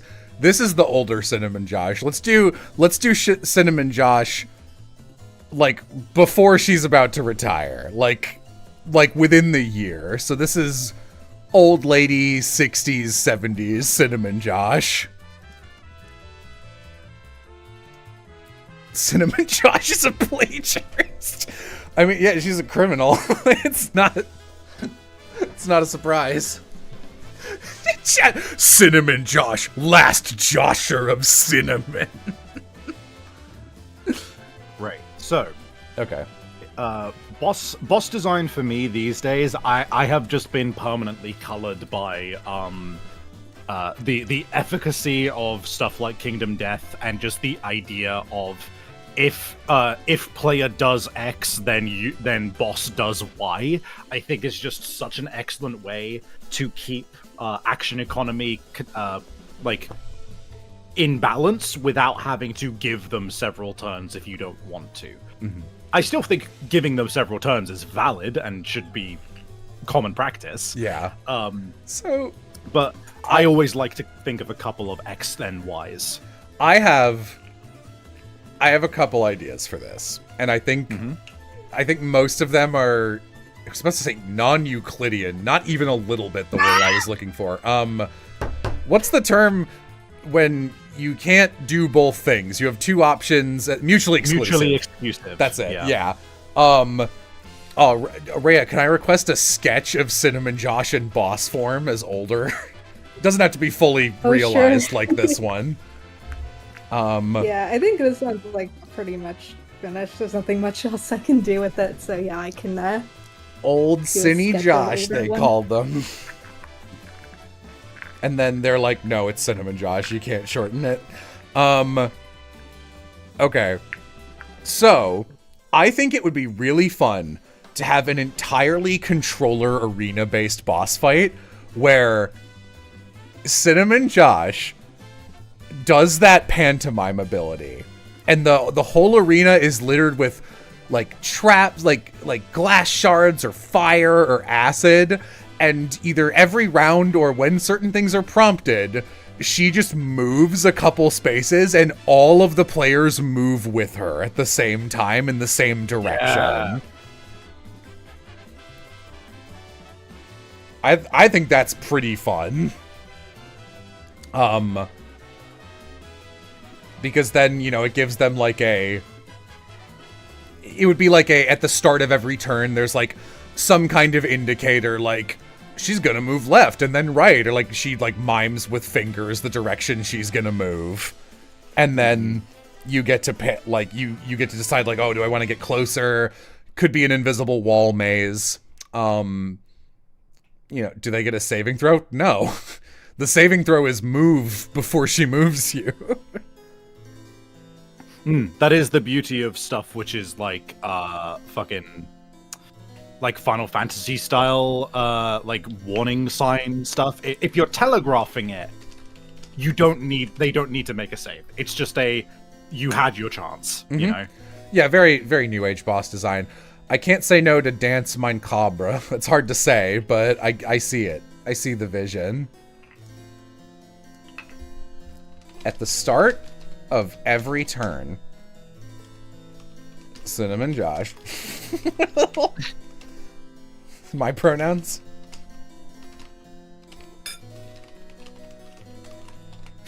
Cinnamon/Josh. Yeah. Okay. But yeah, start of every turn, Josh, it will indicate a direction. Indicate a direction they are going to move. And the number of spaces, because I feel like it should be. And They can keep it a little ambiguous, I suppose. They are going to move. And a number between, I guess, and a number between 0 and 6, 0 and 4, something like that.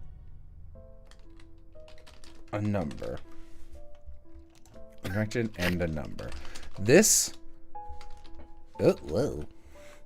This indicates the movement pattern we'll do at the start of the enemy phase. Or that's not how this works. I've been playing too much Fire Emblem. Sorry.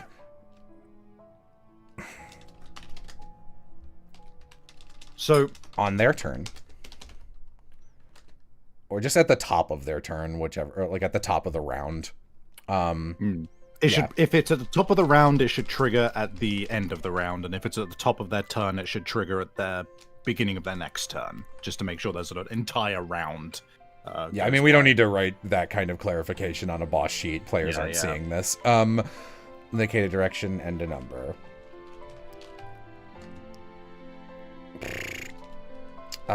One at the top of the next turn. I'm just going to do that. They will move that many spaces. Every player character, just PC is fine. Every PC will move in the exact same direction and the exact same way unless they cannot, because they are hitting a wall. Impassable object. The floor is littered with detritus and obstacles this isn't part of the boss thing, but you should write it down. Let's say, like, I don't know. They got... Oh my god, ECU, you've given us like $1,000 over the last 3 weeks. Even Aloha was like, I'm worried. Alright. Holy shit, man. Thank you. You don't need to... Oh, donate to charity next... We're set. We're good, man. I'm fine, man. I know, but like... It's a lot of money. It's like a lot of money. You know what you should do is you should just, every time you're going to make the donation, just write it down. And next time I do a charity, drop it all at once for the charity at the funniest moment. So you come in with like $4,000 out of nowhere.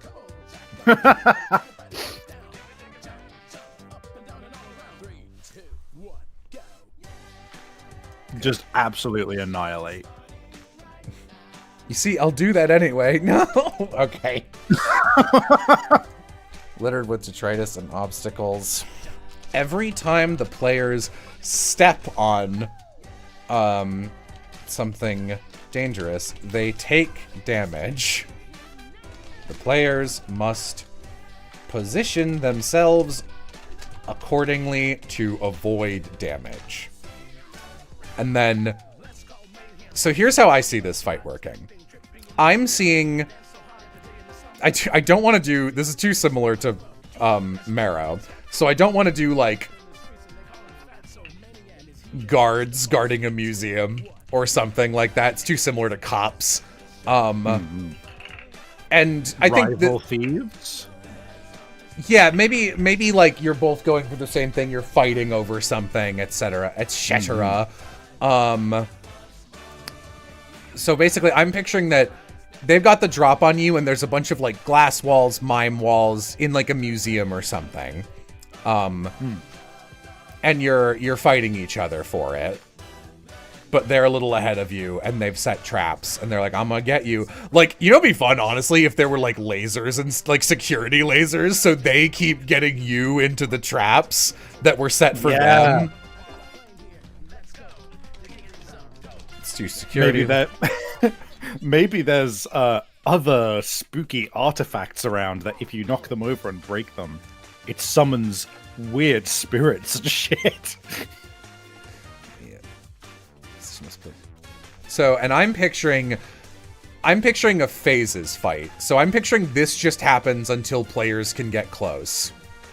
And then once they get close, I'm gonna combine this. I never have a name first.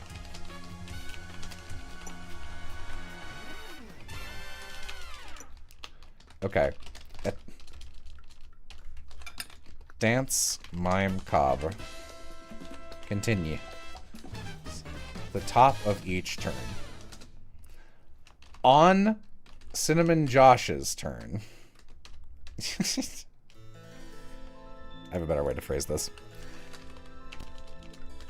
In addition to Dance, Mime, Cob, the music will now swap once per turn. Have each player submit a character theme. And Josh will swap to one in particular every turn, indicating their next target. If the player character, so good, who's instead of a set movement from Dance Mime Cob, Cinnamon, I hate doing this, Cinnamon Josh will, how do I phrase this? Cinnamon Josh will do specific movements that the player in question,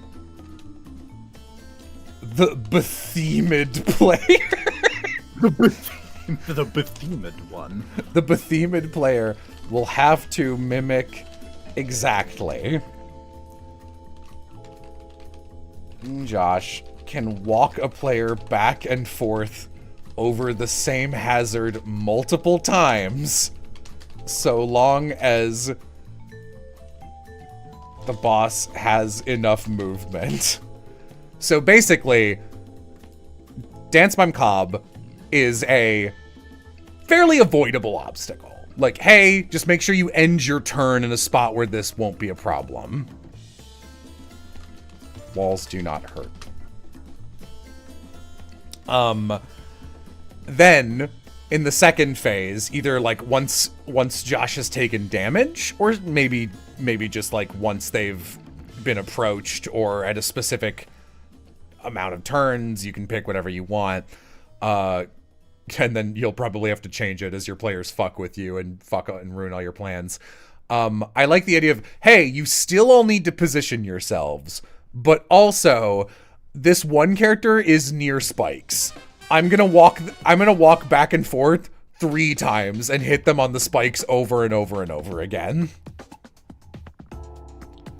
Is there a way to make a contested performance check to make Josh move? I don't like contested checks. They're too RNG. I like swingy. They're swingy. I'm okay with a boss using... This is the other thing. They use their turn to do this. I like a boss going, I'm going to do this, and the way players contest it is within their own power, which is, okay, what's your plan? You have a full turn to do something about this. I prefer that kind of design. The whole point of this system is, I hate dice rolls. I hate... Especially saves. I just hate saves, dude. Like, I don't like fucking over players for things that are completely out of their control. It feels unfair, and it feels so bad when, like, you get hit by something, and it just makes the rest of your encounter suck. One of the best design philosophies that you can adopt as any kind of game designer, in my opinion, is agency first as a like, you know, idea where you're essentially trying your best to make every aspect of what happens something that a player feels they had a choice in. It's obviously not like viable all the time, but something as simple as, do you want to take this effect or this effect, will suddenly make players so much more okay if you would just simply gone take this amount of damage, or take this effect. If you choose it, you feel more justified about it. It's like human fucking psychology, basically.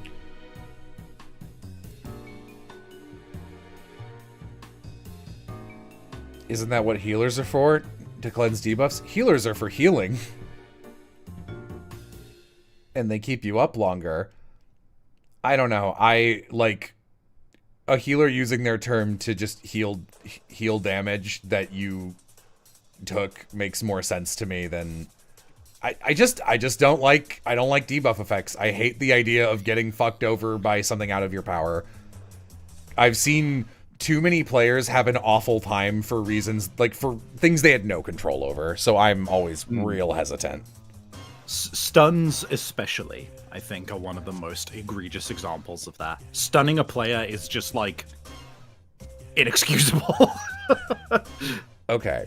Or at the very least, it should be very situational when you use a stun. So I have another concept here for this fight that I think would be a really funny mechanic. And I don't know all the way how to do it.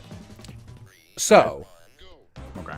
there is a status ailment I really like in this system called Splinter, which for every space traveled, you take damage. As though there is a thorn in your foot. I think it would be cool to maybe have the player deal with something like that, but I think it would be really fun if somewhere in this heist arena, there was some trap you could trigger that would do that to Cinnamon Josh, and it was stacking. So, functionally, their main way of dealing damage to you starts to deal damage back to them as well. So, the idea of the fight is like, not just, oh, how quick can you get to Josh? It's like, can you work your way through a maze to like, this doesn't make any sense, but just roll with me here. Like, oh, can you hit the alarm that suddenly gives Josh a splinter or something that like is used to trap like a bear trap or something. But like that makes no sense logically, but mechanically, do you see what I'm going for here? The first idea I had is if invisibly, maybe there's a perception check that everyone does passively every turn, and the GM rolls it secretly. This Josh is 70, pretty old. They just are using an invisible cane to move around as a walking aid, and if you can get rid of it, then it does something. Like, that just automatically applies the splinter effect, because old effect. Elderly. Status effect. Old. Bag of antique Lego bricks. Yeah, but I like that idea. I like the idea that, like, I don't know, there's like, maybe it's like a booby-trapped temple or something, and if you can set off a booby trap, then, and like, it's something that Josh can also use against you, but you can like stack it on them. Like, they shoot off like spiked cuffs or something that just like go around your leg, so every time you move it hurts.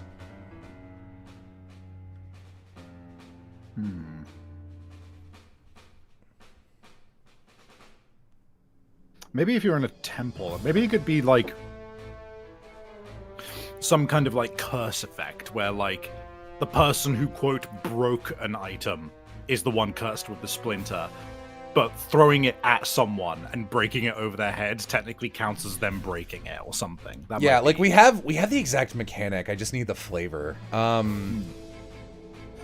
would you like? That's really funny.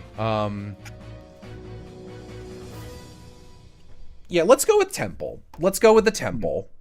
Or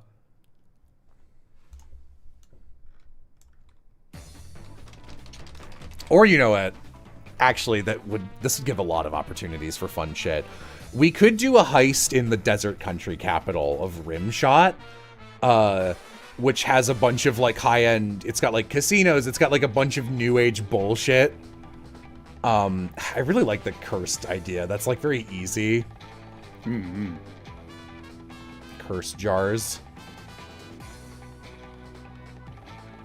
Yeah, let's do like a better museum, like high-end Rimshot museum, local history exhibit, flush with lots of artifacts, including curse jars. If the curse jars are broken, they apply splinter. I know what that means, so it's fine.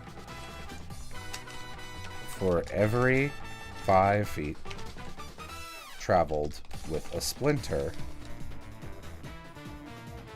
that's damage, baby. That's not how you should write. They take 1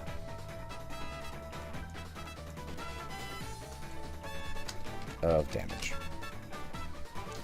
There are modern traps as well, like security lasers.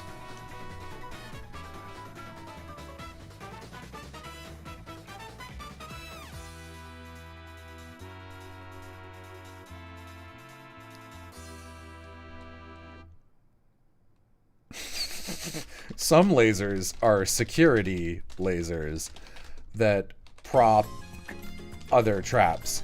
Some lasers are just lasers that slice your limbs. Trick. Funny joke. What's planned for basic mooks? None. This does not strike me as a fight that has ads.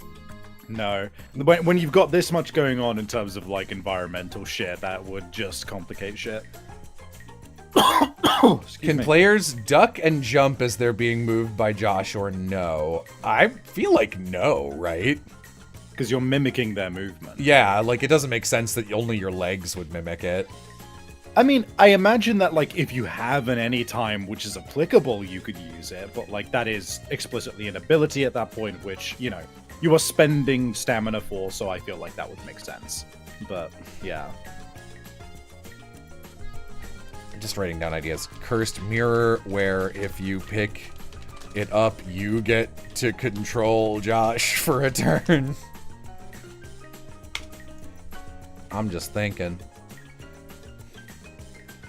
Yeah, I sure love designing. It's like, let's design a boss kit, and then I design an arena instead of a boss. Jello, it's called Long Shot. I thought I changed it to Rim Shot because it's on the rim. I don't remember. What about a box that contains the mummy's curse and it just makes a big fucking cloud of sand surround you and blocks line of sight?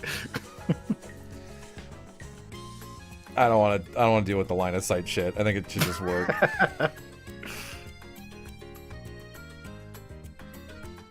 I just like the mummy's curse meme with the dust. It's funny to me.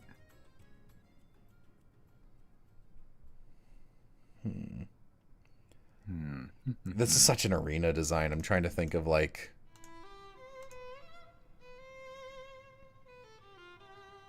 The thing I like about the movement thing as well is that because walls don't do damage, part of what players can do is just, like, summon something next to them or position themselves next to a wall as a simple way to counter it. Mm-hmm. It also means that, you know what, actually, let's make this a Josh ability. Josh ability, how good you are at Joshin'. Just Joshin'. Let's do this. Well, what was it called up here? Mime the Gap. Mime the Gap. Free. Anytime.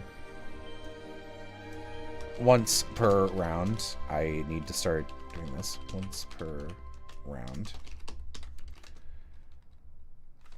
The boss may explode and die instantly. Once per round, the boss may generate a 1x2 mime wall anywhere on the field. So this is like, oh no, my way is being blocked, but it also generates walls for you to use as cover. Does that make sense? Like, it's a mechanic you can use against the boss. That's cool. I like that. Also, here's this dumb edit that Asimba on my server made.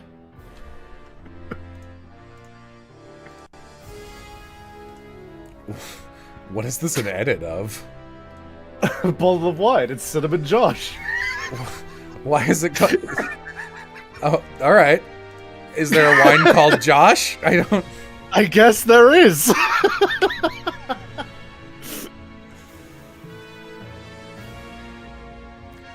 Cinnamon Josh.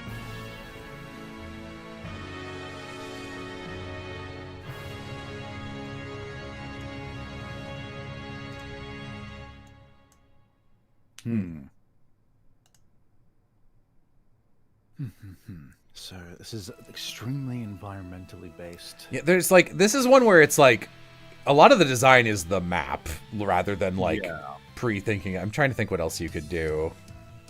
What else would they be doing on their turn? Because their Dance Mime Cabra is just like the thing that's happening. Theme swap and the physical control is their turn. So what is Cinnamon Josh's goal here? To steal... Let's pick the flavor. Let's settle. I would prefer a more modern temple setup, but like with a temple vibe. So like a themed... You know what? Let's do this. Let's do themed casino dungeon. Legends of the Hidden Temple style. So it's like a kitschy temple themed location for tourists and stuff, but like the owner of the actual casino has got some real shit TM upstairs that you're trying to steal, like actual artifacts. Private museum. The preceding dungeon is working your way sneaky style through the casino.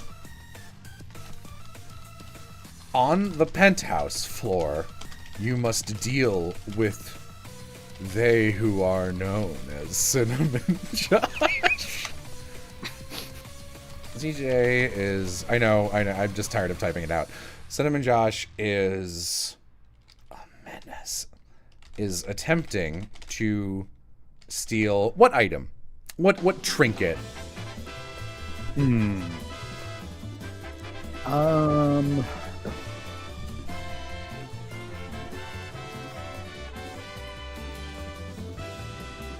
The Arsene amulet? No, no one would want that. Before he has powers, are you kidding? The Jade Cactus. I do like that. That's pretty fun. That's cute, yeah. Banana. Just one banana. Dude, it's the last chance banana. That's your last chance to catch them. The Jade Cactus. Let's do this. The Jade Cactus. A relic of considerable value. You know what? I'm just gonna put all the flavor on this campaign. Your that was taken from an quote abandoned temple found by the casino owner's goons. Unfortunately, it was not abandoned.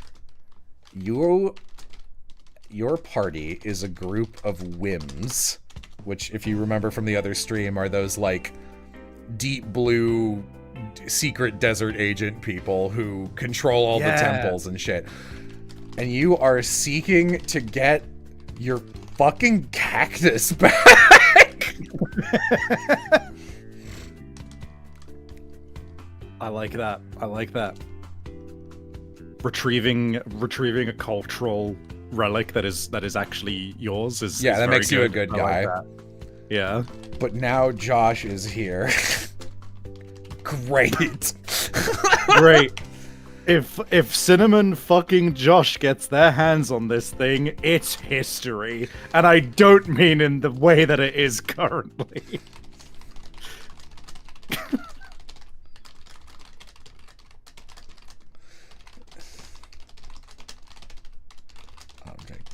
I mean, they're going to sacrifice it to mime a funny elevator bit or some shit.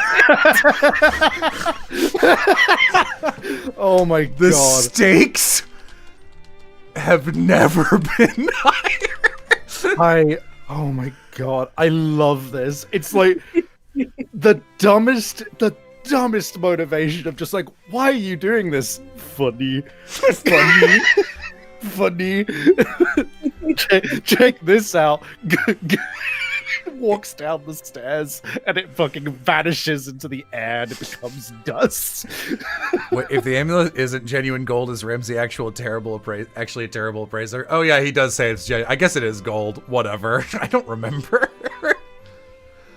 Actually, fun fact about that, originally that's a line we had to get Will to re-record. It was a silver amulet originally, because the original design was silver and we changed it. So I had to like delete one or two of his lines in that scene because they were like, it's gold or it's silver. It's like, no, it isn't. All right. The stakes have never been higher. The penthouse has been decked out with top-notch security, but it's still a presentable and temple-themed museum because this 1%er asshole who owns the casino is extra like that.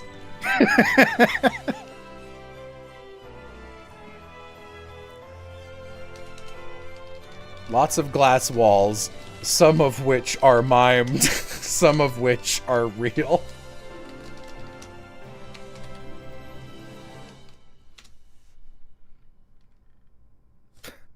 God, the fake out of like they see a glass wall that's been smashed and they're like, oh, we can get in through here, and then they just hit an invisible wall.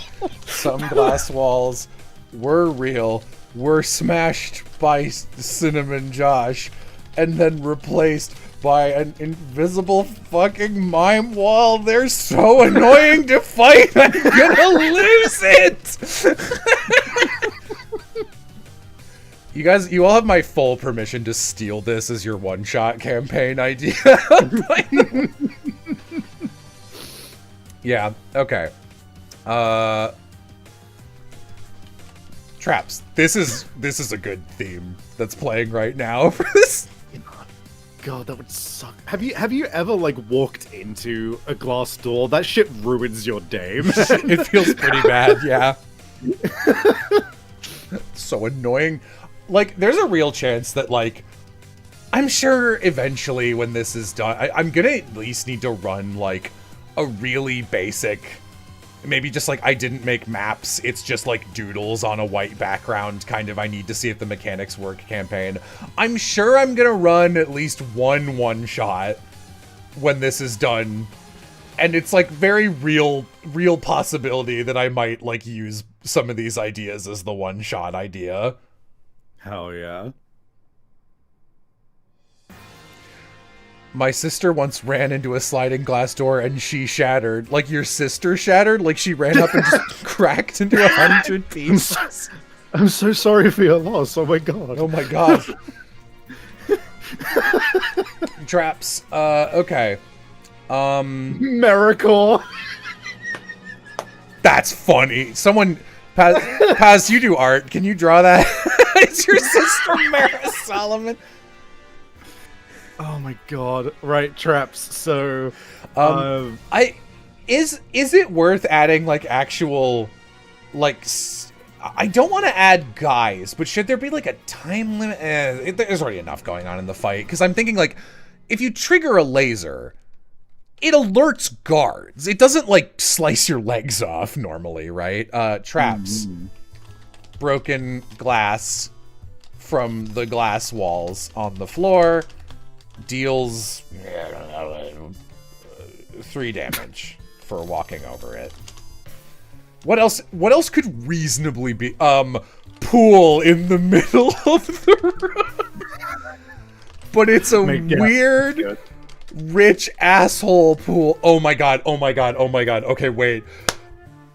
I just thought of a way to make this even more jello, and like, I'm so excited. I'm totally gonna run this as my one shot if I ever do this. Okay. Hang on, let me see. Unfortunately, Penthouse has been decked with top-notch security. Still presentable temple-themed museum. Most rich fucks have a little putting green to practice their capitalism sport in the comfort of their own home. This guy has a whole themed mini golf course. Oh, yes. Oh my god, yes. With multiple sand traps and tiny rivers for you to fall into. Oh my god, they could be the fucking, that could be like one of those T-Rexes that's like opening and closing its mouth constantly. You could fall into it, it just chews on you. Real boss, you must defeat Cinnamon Josh at mini golf. That just gives such an excuse for the actual arena to be like really twisty and turny and themed. Okay, so instead of a pool, oh my god. Okay. Traps that cause what is it called? Difficult terrain? Yes. Traps which are difficult terrain. This is too much, but I need to say it. With the mini golf course, if someone goes through the effort of actually putting every hole, there's some insanely extravagant celebration display at the end that does a shit ton of damage to the boss somehow. Oh, I fucking got it. Wait. This is so obvious. Oh, thank you for this suggestion. Okay. Extra like that. Tiny rivers you can fall into. The reveal party for the Jade Cactus is cactus themed. There are fucking cacti everywhere. If you touch one, you get a splinter.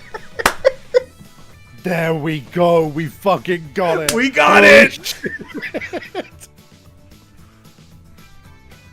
Dude, I love designing boss. I love design. So, anytime... This is what I'm talking about when, like... Amy was describing... Again, not to prompt you to go off. Amy was describing Jujutsu Kaisen, and I was like, it sounds really bad. And she's like, it is really bad. And she was like, I was like, are the fights good? Because I keep hearing that. She was like, I mean, they're pretty good. And she's like, there's this one in a bathroom that I like. And I watched it. I was like, that was a bad fight. And she was like, you think? And I was like, yeah, it was boring. The setting was okay, but they barely played with it, etc., etc. And when I think, like, what is a fun fight? I don't know, man. This is the level of shit I'm thinking of. Oh, okay.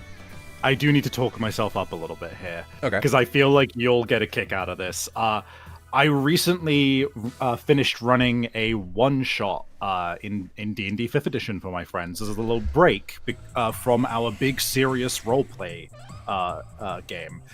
And my whole thing was, I was like, hey guys, I want to run a water dungeon that doesn't suck ass and is actually fun.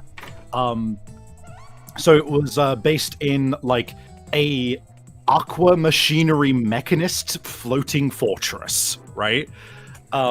And the final fight, I had it set up so that you were fighting the mechanist and the siren who had been like manipulating her. And the arena is these 4 giant pools that her big sea serpent can come out of. But hung above all of them, it's like it's got loads of taxidermied old dead sea creatures, including like giant aquatic dinosaurs.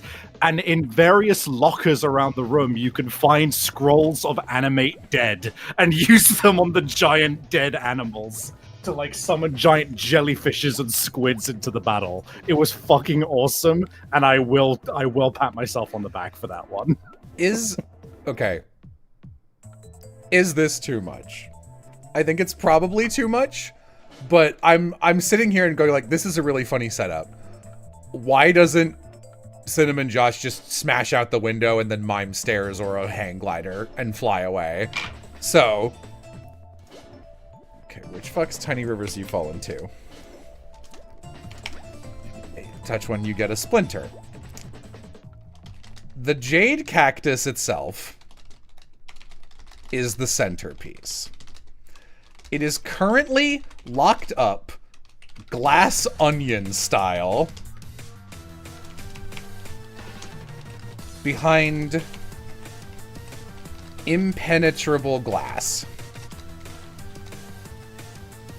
The glass is scheduled to open the first time the mini golf course is completed. Yes, we've done it. We've got it. We've got my stupid idea. Cinnamon Josh, devastatingly, is 9 holes deep. They will use their turns to complete golf course holes. You must race to catch and defeat them, or out-golf them. This is so fucking incredible. Holy shit. How do we keep doing this? Stabby, I don't know how to tell you this. You and I are probably the 2 people with the most experience in stupid, this system adjacent RPG design there is. And we know that the recipe is, what if a dumb thing happened and you didn't have to roll a lot to make it happen? Holy fuck. But people coming back, why is there a golf course now? Okay, so to summarize, we are, let me, hang on. You take us from the top, Jello. I wanna grab a picture of Whims, which I'm pretty sure, Rhea, we got a drive link somewhere, right? Yeah, here it is. Can I search Whims? Are they in here? I don't know. Mm-hmm. Okay. Yeah, there's like several like Whims drawings in there. I'm skimming. I'm whimming. Skimming for Whims. Probably at What's the stopping bottom. them from Yeah, I cheating? think The you're ball knows if you pick it opposite. up. What's stopping them from cheating? Honor? What do you mean? What a stupid question. Holes only open up if you do the one previous. Sorry. Okay. So, yeah, no, you have to unlock each hole. You think Cinnamon Jack is not their name. So this is a whim. There's a couple campaign suggestions that are pretty much exactly just this. Oh, maybe a little less stupid. They're like a secret society in the desert that live underground, and they try and scare people away from their temples, Scooby-Doo style, because they've got a lot of highly advanced technological shit, and also historically advanced, interesting shit that people try and steal. So a bunch of plainclothes whims are sneaking into this casino in order to get back the Jade Cactus, a relic that was taken from one of their places. They are plainclothes pretending to be normal people who have never been in a casino and maybe don't know what one is. And it's one of the most extra temple-themed casinos there is. And they're like, what is this horrible monument to greed and human idiocy? We have to make our way up to the top in the penthouse. And then there is a cactus-themed mini golf course, which, glass onion style, the Jade Cactus is hidden behind. You must complete the mini golf course to unlock it, but the mini golf course is full of a bunch of shit. There's a bunch of walls. There's actual traps that are there for security. There's some stuff that Cinnamon Josh has put up in order to stop anyone from catching them, and they're going for it. So you get there a little after them. And you gotta outrace them, and you have to do the golf course. I don't think you have to do the holes in order, but no. I think you have to do every hole.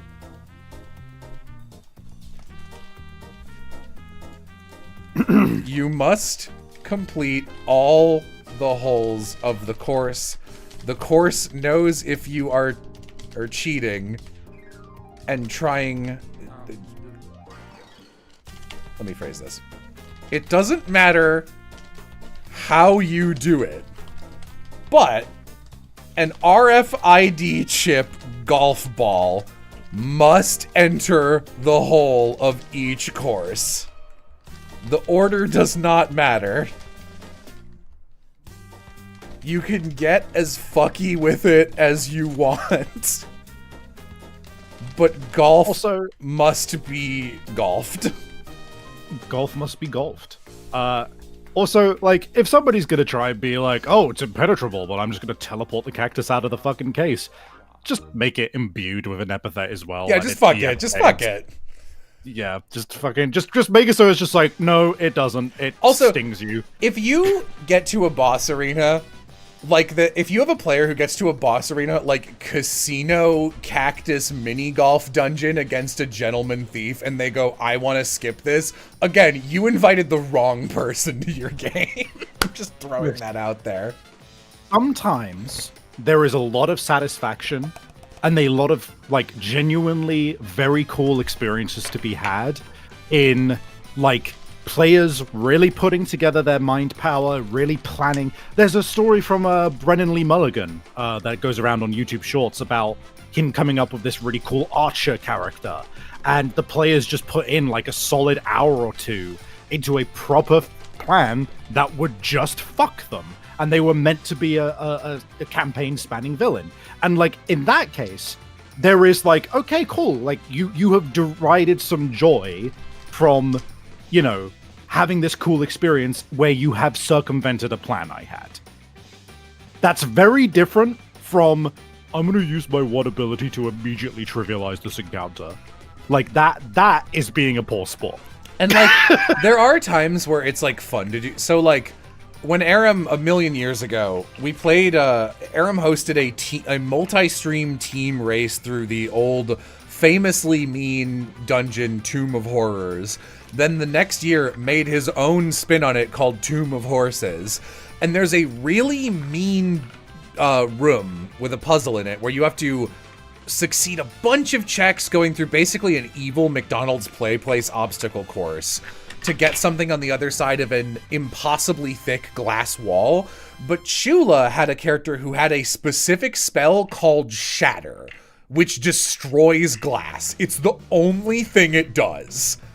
And she just had it. She just took it. So Aaron was like, yeah, I mean, if you burn 2 or 3 spell slots to use that, I'll have that do critical damage to this otherwise invincible wall. And that team got to skip that room. Like, it's all about investment and like how much and like, context. And context. So like if players come up with a plan that's cooler than anything you thought that would just work, you should be like, I can find a way to reward them for this, even if it doesn't work, or maybe I will make it work, but I'll have to rewrite some stuff, so it might take me an extra week to like make new maps. But like, if you're willing to do that, you're willing to do that.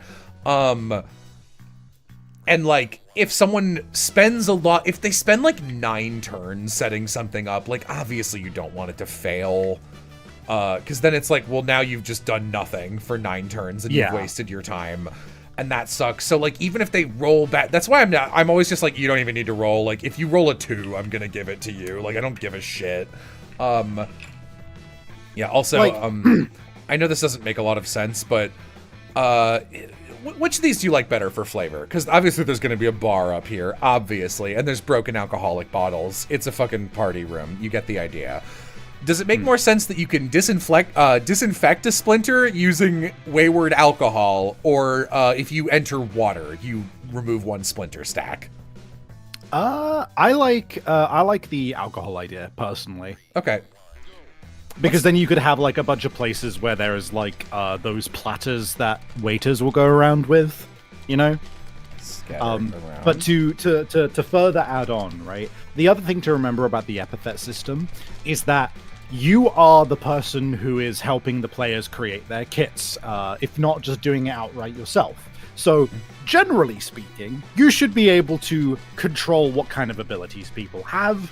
Obviously, if somebody just uses it in a interesting and new way that would trivialize it, then that's different. But you, to some degree, having control over that. The other thing is, like, something that comes to mind is, if somebody uses an ability and they're really intent on like, no, I want to do this even because I think it's going to make things like, you know, completely different to what you planned.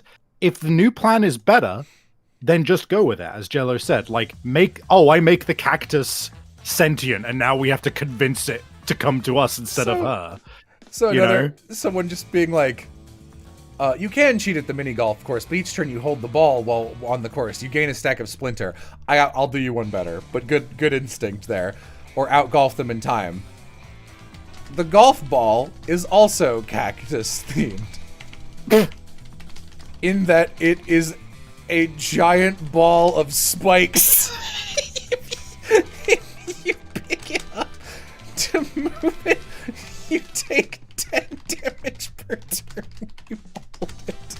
The ball must be golfed or interacted with through tools. The best part of the system is that because it's so easy to make a farcical game, you could just include shit like this. I feel as if it wouldn't roll very well. No, it would. It would. It just would. Consider it would, though. Consider that I want it to. Just absolutely belted at Josh? You could hit Josh with the ball.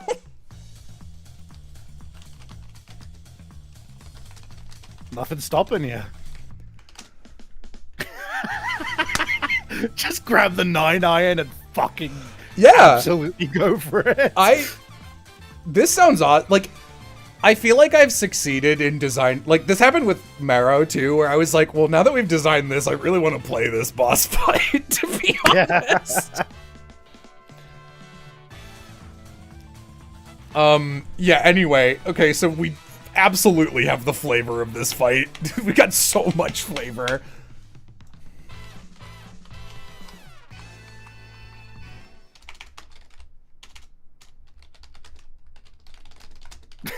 And then someone brings a golfing themed epithet. That would be very... Dude, can you imagine, like, you're one of these fucking whims, and it's just like, yeah, my epithet is fucking golf. I No, don't even know what they don't shitting game they don't is. know what golf is, and then they start golfing. This is my power. This is my power. I can do it. I'm right where I need to be. Weapon. I mean, I guess it's the same weapon, isn't it? Just with less rules. Oh, yeah, that's God. You walk in, and he's just putting with an invisible fucking golf club. Let's do. You have 12 mime points. So it changes it. Oh, we know how it works. Begins the battle as a mimed putter.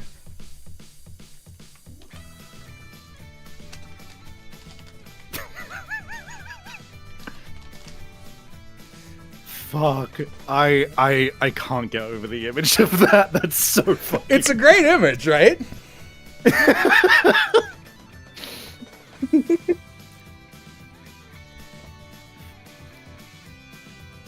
Alright. Every time players step on something dangerous. Yeah. Alright, we got the wall ability.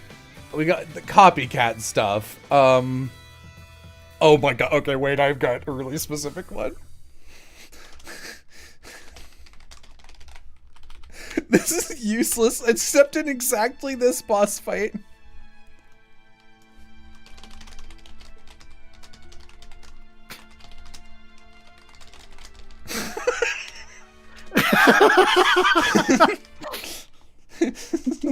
Cinnamon Josh can perfectly replicate the skill of any golf swing you've done. Actually, let's not make this any time. Let's just...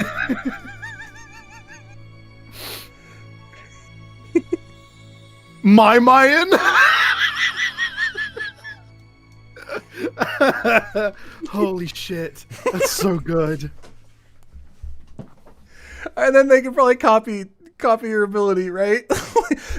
Right, fuck, I forgot obviously the point of this was to show off that this person can steal shit. I completely forgot that their new powered up version of their epithet is Control X instead of Control C. Okay. For one round, why am I typing that in the name? Cinnamon Josh takes...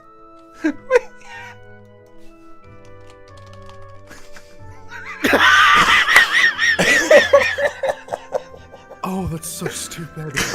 Oh, that's so stupid, but it's so good. Cinnamon Josh takes one ability from one party member away and can use it for a round. The party member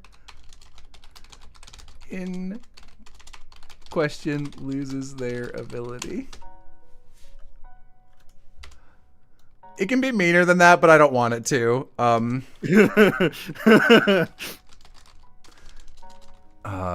If CJ wants to keep the ability, and no, I don't like the idea of it being held away. That's annoying.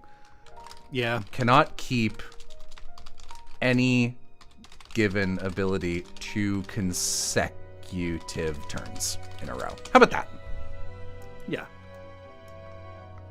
So it has to keep switching it up, but you will always get your ability back next turn. Yeah, so I think just how this works is Josh gets 1 movement action, which is often the damage. Then Josh... Cute name. What? Mime now. Then Josh gets Crunk... Crunk. Crunk. Then Josh gets to attack with an ability. I think this is a pretty difficult fight, actually, but in like a funny way where it's like the stakes are really stupid. I love that, like... Hang on.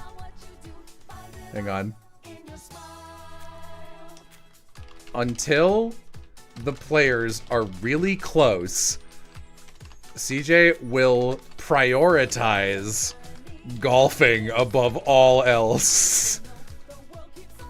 They are keeping track of their score with an invisible card and one of those little invisible pencils. This is important, okay? God, this... I feel like this... Oh my God. This right here is such a... Go ahead. What if... What if there's an additional, like, secret achievement Aram style aspect? Right, yeah. Which is if you beat Cinnamon Josh's golfing score, it doesn't do anything in regards to the main objective. It just gives you like a extra proficiency award at the end of the combat. Yeah. Yeah, this is great. All right. So You get under par. Gross. that's fucking... This is so stupid and fun. Okay. God, I love designing boss fights. Man, hey, remember that time... Don't look this up if you haven't seen it. Remember that time the Yumta boss fight was running up a giant mecha, deactivating special abilities, and then I drew an entire fucking mecha battle mechanic? Yeah, dude, that was honestly, that was why that episode was like one of my faves. Yeah, that episode is so stupid. I was really disappointed when you were like going through like, oh yeah, we're gonna be doing Epithet Erased, so I'm rewriting everything to be like, you know, useful to the story, and then the heartbreaking news, episode 5 is just not making it in. Because nothing happens in it. Nothing happens. It's just nonsense, but it's so fun. God, the entire beach sequence with fucking Guile Manning. And the Jesus reason Christ. there's literally like one character in a specific position that's such a massive spoiler, and like if that character wasn't in it, I'd be like, I don't care if you watch it. Like, yeah. Rip fight I don't know about. Yeah, it's fine. Don't worry about it. Listen, every fight I come up with is good. You watched us do this in real time. All right, it's been 2.5 hours. How are you two feeling? Do we want to do something additional, or do we want to call it there at the mini golf gentleman thief casino boss fight?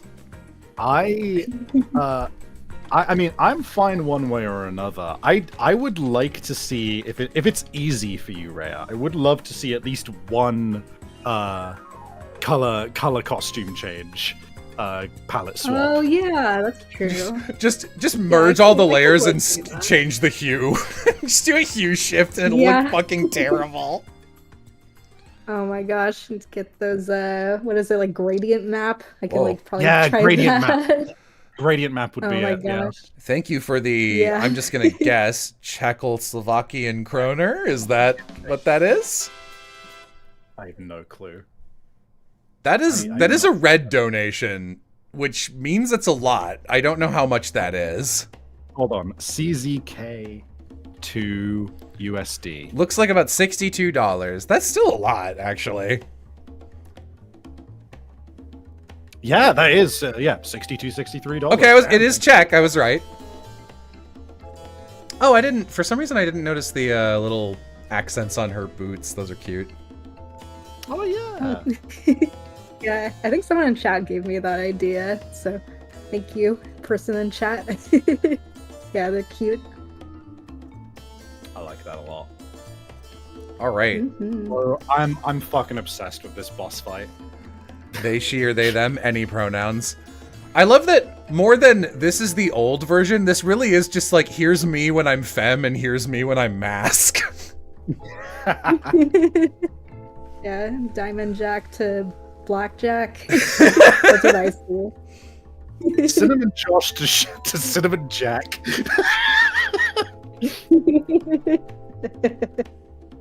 Oh my god. Mirror pronouns, they use yours. That's so funny. You know what? That's canon. That's what they would say. That's so good. Oh, that actually, it looks really cute in these like jewel tone blues Yeah. and pinks. Yeah, like these are like the nicer ones that I got like downloaded. I'm sure there's like some uglier ones in here. Let's see. Yeah, look at that shit, dude. Savvy bait color. Yeah, okay, we can go hot pink, I guess. I would have to like change some of these colors though, because They the are hue hella saturated. is Yeah. just like all the same. She can be anything. She's like Mega Man. Yeah, What it Mega actually Man? looks pretty sick with the old version. Oh yeah, that looks great actually. Mm-hmm. Fun. God. You gotta when you're like when the stream's over, you have to post this somewhere on like a Blue Sky or Twitter so people can take the image and start writing the Cinnamon Josh epithet wiki page. I am obsessed with the idea of opening up the Arsene Amulet. The Arsene Amulet is a relic capable of copying epithets. It was created by Cinnamon Josh.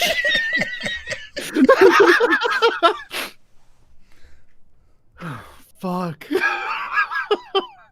Imbued by Cinnamon. The best part is that like I feel like we did a really great job world building with like Marrow and being like, here's a really great setting you could possibly do in Deep Woods.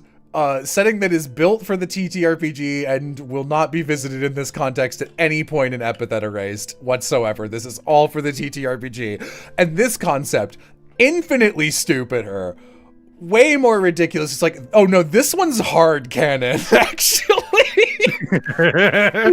This is Cinnamon Josh.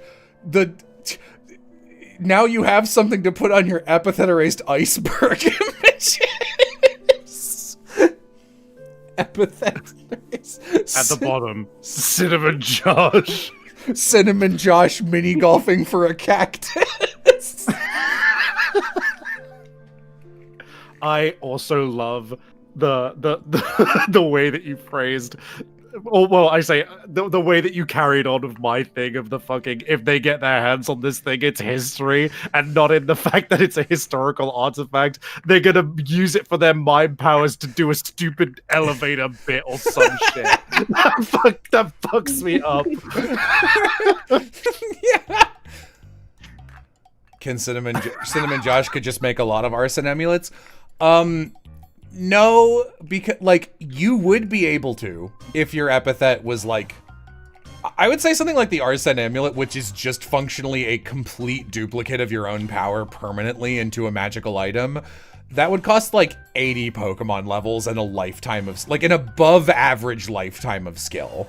Like 50 or 60 at least. I would not say this character is nearly as dangerous as like Zora or honestly like even Lorelei at her current path in life is like on track to having much higher proficiency than this character is, so I would say like 50 or 60, but like it really is a lifetime of knowledge, so like you have to be like to do another 60 years of this shit to make another one.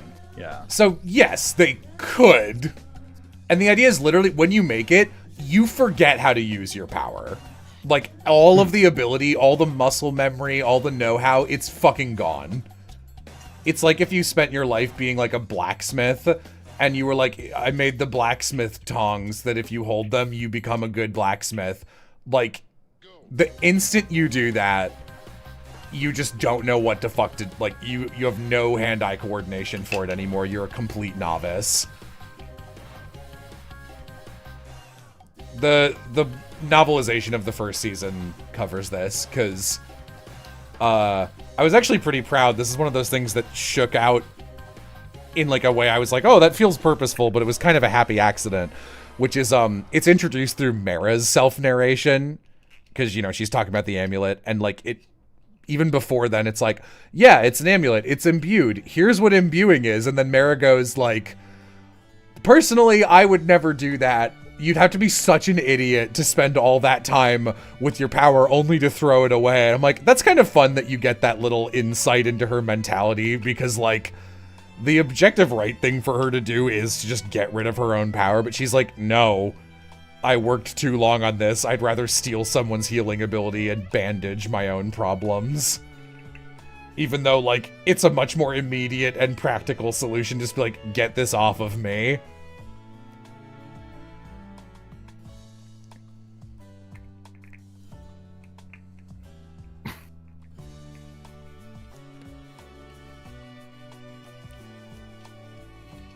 Is that sort of like what eraser cuffs do? No comment on eraser cuffs.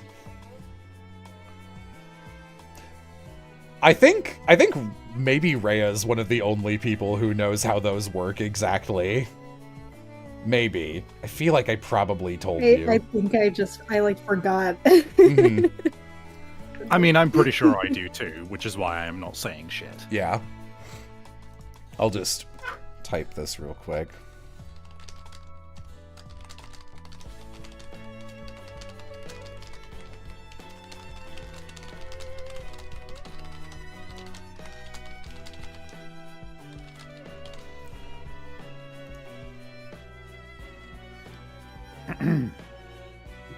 Oh, yeah. You know what? That actually does sound familiar. Yeah. Yeah. But yeah, God, I love this character. I love Cinnamon Josh. I love that their name is Cinnamon Josh. Can you steal Holy your own shit, dude. epithet? Yeah, you could rip your own epithet off. I mean, that's partially what Mera was getting it for, right? That's what Molly asks, why don't you just do that? Wouldn't it make more sense? And she's like, no, I wanted it to steal someone's epithet that could reduce my pain, so I get all the benefits of having my lifetime of trying to figure this thing out. Gotcha. It's like the one part of her mentality that makes her like, it pushes her over into like selfish villain rather than just like exclusively tragic.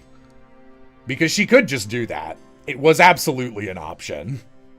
Yeah. But she chooses not to. I mean, she's deep in that sunk cost. The beauty of writing people in general is that, like, you don't need them to make external logical sense. They need to make internal logical sense to themselves. No, I want to keep my skills that kill me. I mean, she can generate giant ice walls and break shit with a tap of her fingers. And she's got a really, like, her epithet's really powerful and she's really skilled with it. Because her ability is fucking you break. And she's managed to, like, she very briefly, she talks to Sylvie about this, actually. As your ability gets stronger, usually you find better ways to control it, etc., etc. But, when it also gets stronger, which everyone's epithet works completely differently. So it's the luck of the draw whether you get an epithet like Mera's that affects you, or one like Zora's, which is just fucking busted. And Mera's thing is that she's like, I kept training with it, hoping that I'd hit some, like, functionally in RPG terms, you don't lose HP anymore while using this or whatever. Like, she was hoping to hit some threshold that would make it not painful, and never did. And it's just like, this sucks, but I've spent so much time on this. I also don't have a lot to show for my life other than how good I am at using this power. So the idea of throwing this thing that is both like the worst thing about my life, but also kind of a lifetime of work to get rid of pain. It's like, it's kind of the question of like, if you had horrible chronic arm issues from drawing too much, would you get rid of would you prevent yourself from ever drawing again in order to never have arm pain again? And that answer is going to differ between people to people, right? Like, there are people who would immediately be like, yes, absolutely, I don't want that pain anymore. And there's other people who say, no, I worked for that. I want to do that. And that's exactly the same logic going on here with Mera. Like, yeah. And I think that is what makes her interesting as well, because she fundamentally, it shows that she is centered in being selfish, in being a little bit greedy, and ultimately, despite what she says, does prioritize power over comfort. Yeah. And that says a lot about her. Yeah, Mera is a very selfish, but like the way she treats Indus is awful. The book goes into that a little more. Like, her setup is extremely tragic, but like the way she deals with it impacts other people in a negative way, which is why Molly has that exchange with her where she's like, oh, I love Cinnamon and Josh. I just like seeing her pop to different colors.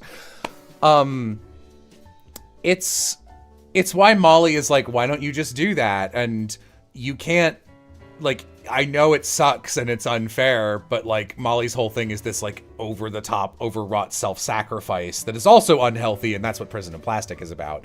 But she's like, I know it sucks, but you can't fuck over other people because it would make stuff better. And Mara doesn't even have a response to that, so she just goes, be quiet, and walks away because like Molly's just correct. That's a very common thing as well when it comes to someone says something correct but you don't want to admit it. A lot of the time people will just like insult you or tell you to shut up, Yeah, it's someone, Starlight Lady says, it's kind of like asking people who are disabled, would you rather just not be disabled? I'm mostly blind. For me, no, this is how I've seen the world for the past 24 years. Yeah, I'm really excited to write I'm so excited to write Sweet Escape, and I'm so annoyed that I have to re-novelize the first season first. Even though it's like gonna be kind of fun and not take that much time. But I'm excited in Sweet Escape because Indus and Mara are gonna they're not gonna be cuffs, they're gonna be like eraser cuff chips that are just injected into your skin, so you can't take them off. And both of them are adjusting really badly to it, because Mara is like, yeah, I know whatever my power is, it's why I'm in pain all the time. I still feel that pain. It didn't remove my ability. I just forgot how to interact with it. So this is the exact opposite of what I wanted. Now I am in pain with none of the benefits. This sucks. And Indus's epithet is so focal to who he is as a person. He's having like memory blackouts, and it's really messing with him. Oh no, he's getting Davenported. Oh god. That's so oh my god, I'm just imagining the situations where he would just be like, don't worry, I'll solve this, goes to yell barrier. Yeah. He literally is like, he's just like, he's having that moment of like, there's something on the tip of my brain and I can't recall it, over and over and over again. It's like, I hate this so much, which they're the protagonists of the book and it's about them escaping prison. So, you want them to not be in that situation, but he can't ever shout barrier again. And like, I'm imagining, because Mara remembers his epithet, right? Like, it didn't delete her memory. So for the first couple dozen times, he was like, Lady Mara, what is my epithet? And she's just like, it's barrier. And he's like, yes, and then walks away, and then it drips out of his brain again, because that's how the cuffs work. And he's like, ugh! And we'll just come back to her and ask, and eventually she's just like, it's kumquat, it's avocado. Like, she just starts making shit up, because she's getting so annoyed with it. Mara does not start out as a great person. No. Mara's a bad person. Savvy likes Taz Balance. I like Taz Balance and Taz Amnesty. I've been meaning to get around to listening to the rest of the Ocean one. That's their latest one, but I haven't really. I just haven't been on podcasts for fucking ages. But I was a massive fan of the McElroys for a while. Yeah, I don't know. I feel like this is a good place to maybe call it, because my creative juices, I think, have been tapped for the day. And we've been going about 3 hours, so... I mean, we got some killer fucking material here, so... Yeah. Here's your silly little new canonical Blorbo chat. Woo! Fun. Woo. The recolors are gonna be insane. Mm-hmm. Yeah, man, the older version looks really, really good on the hot pink and the black and orange, both really solid. Where can people find you two if they want to follow for more art or design discussion or whatever? You can find. Yeah, you go first. Oh, okay. Yeah, you can find me on Blue Sky, Tumblr, Instagram, Twitter, like at Rhea Simone 1. And yeah, that's where like I'll like post art and stuff. And you can find me basically everywhere. That would be like Blue Sky and Twitch primarily. But yeah, basically everywhere. I am eternal_savvy. I do art, I do streams. I've been a little slow on streams because I've been a part of many of other people's streams lately, but we have a good time. Come check it out. I have been enjoying it as of late. All right. Thanks everyone for watching. I don't have a wrap up. Bye everybody. Bye bye. Bye.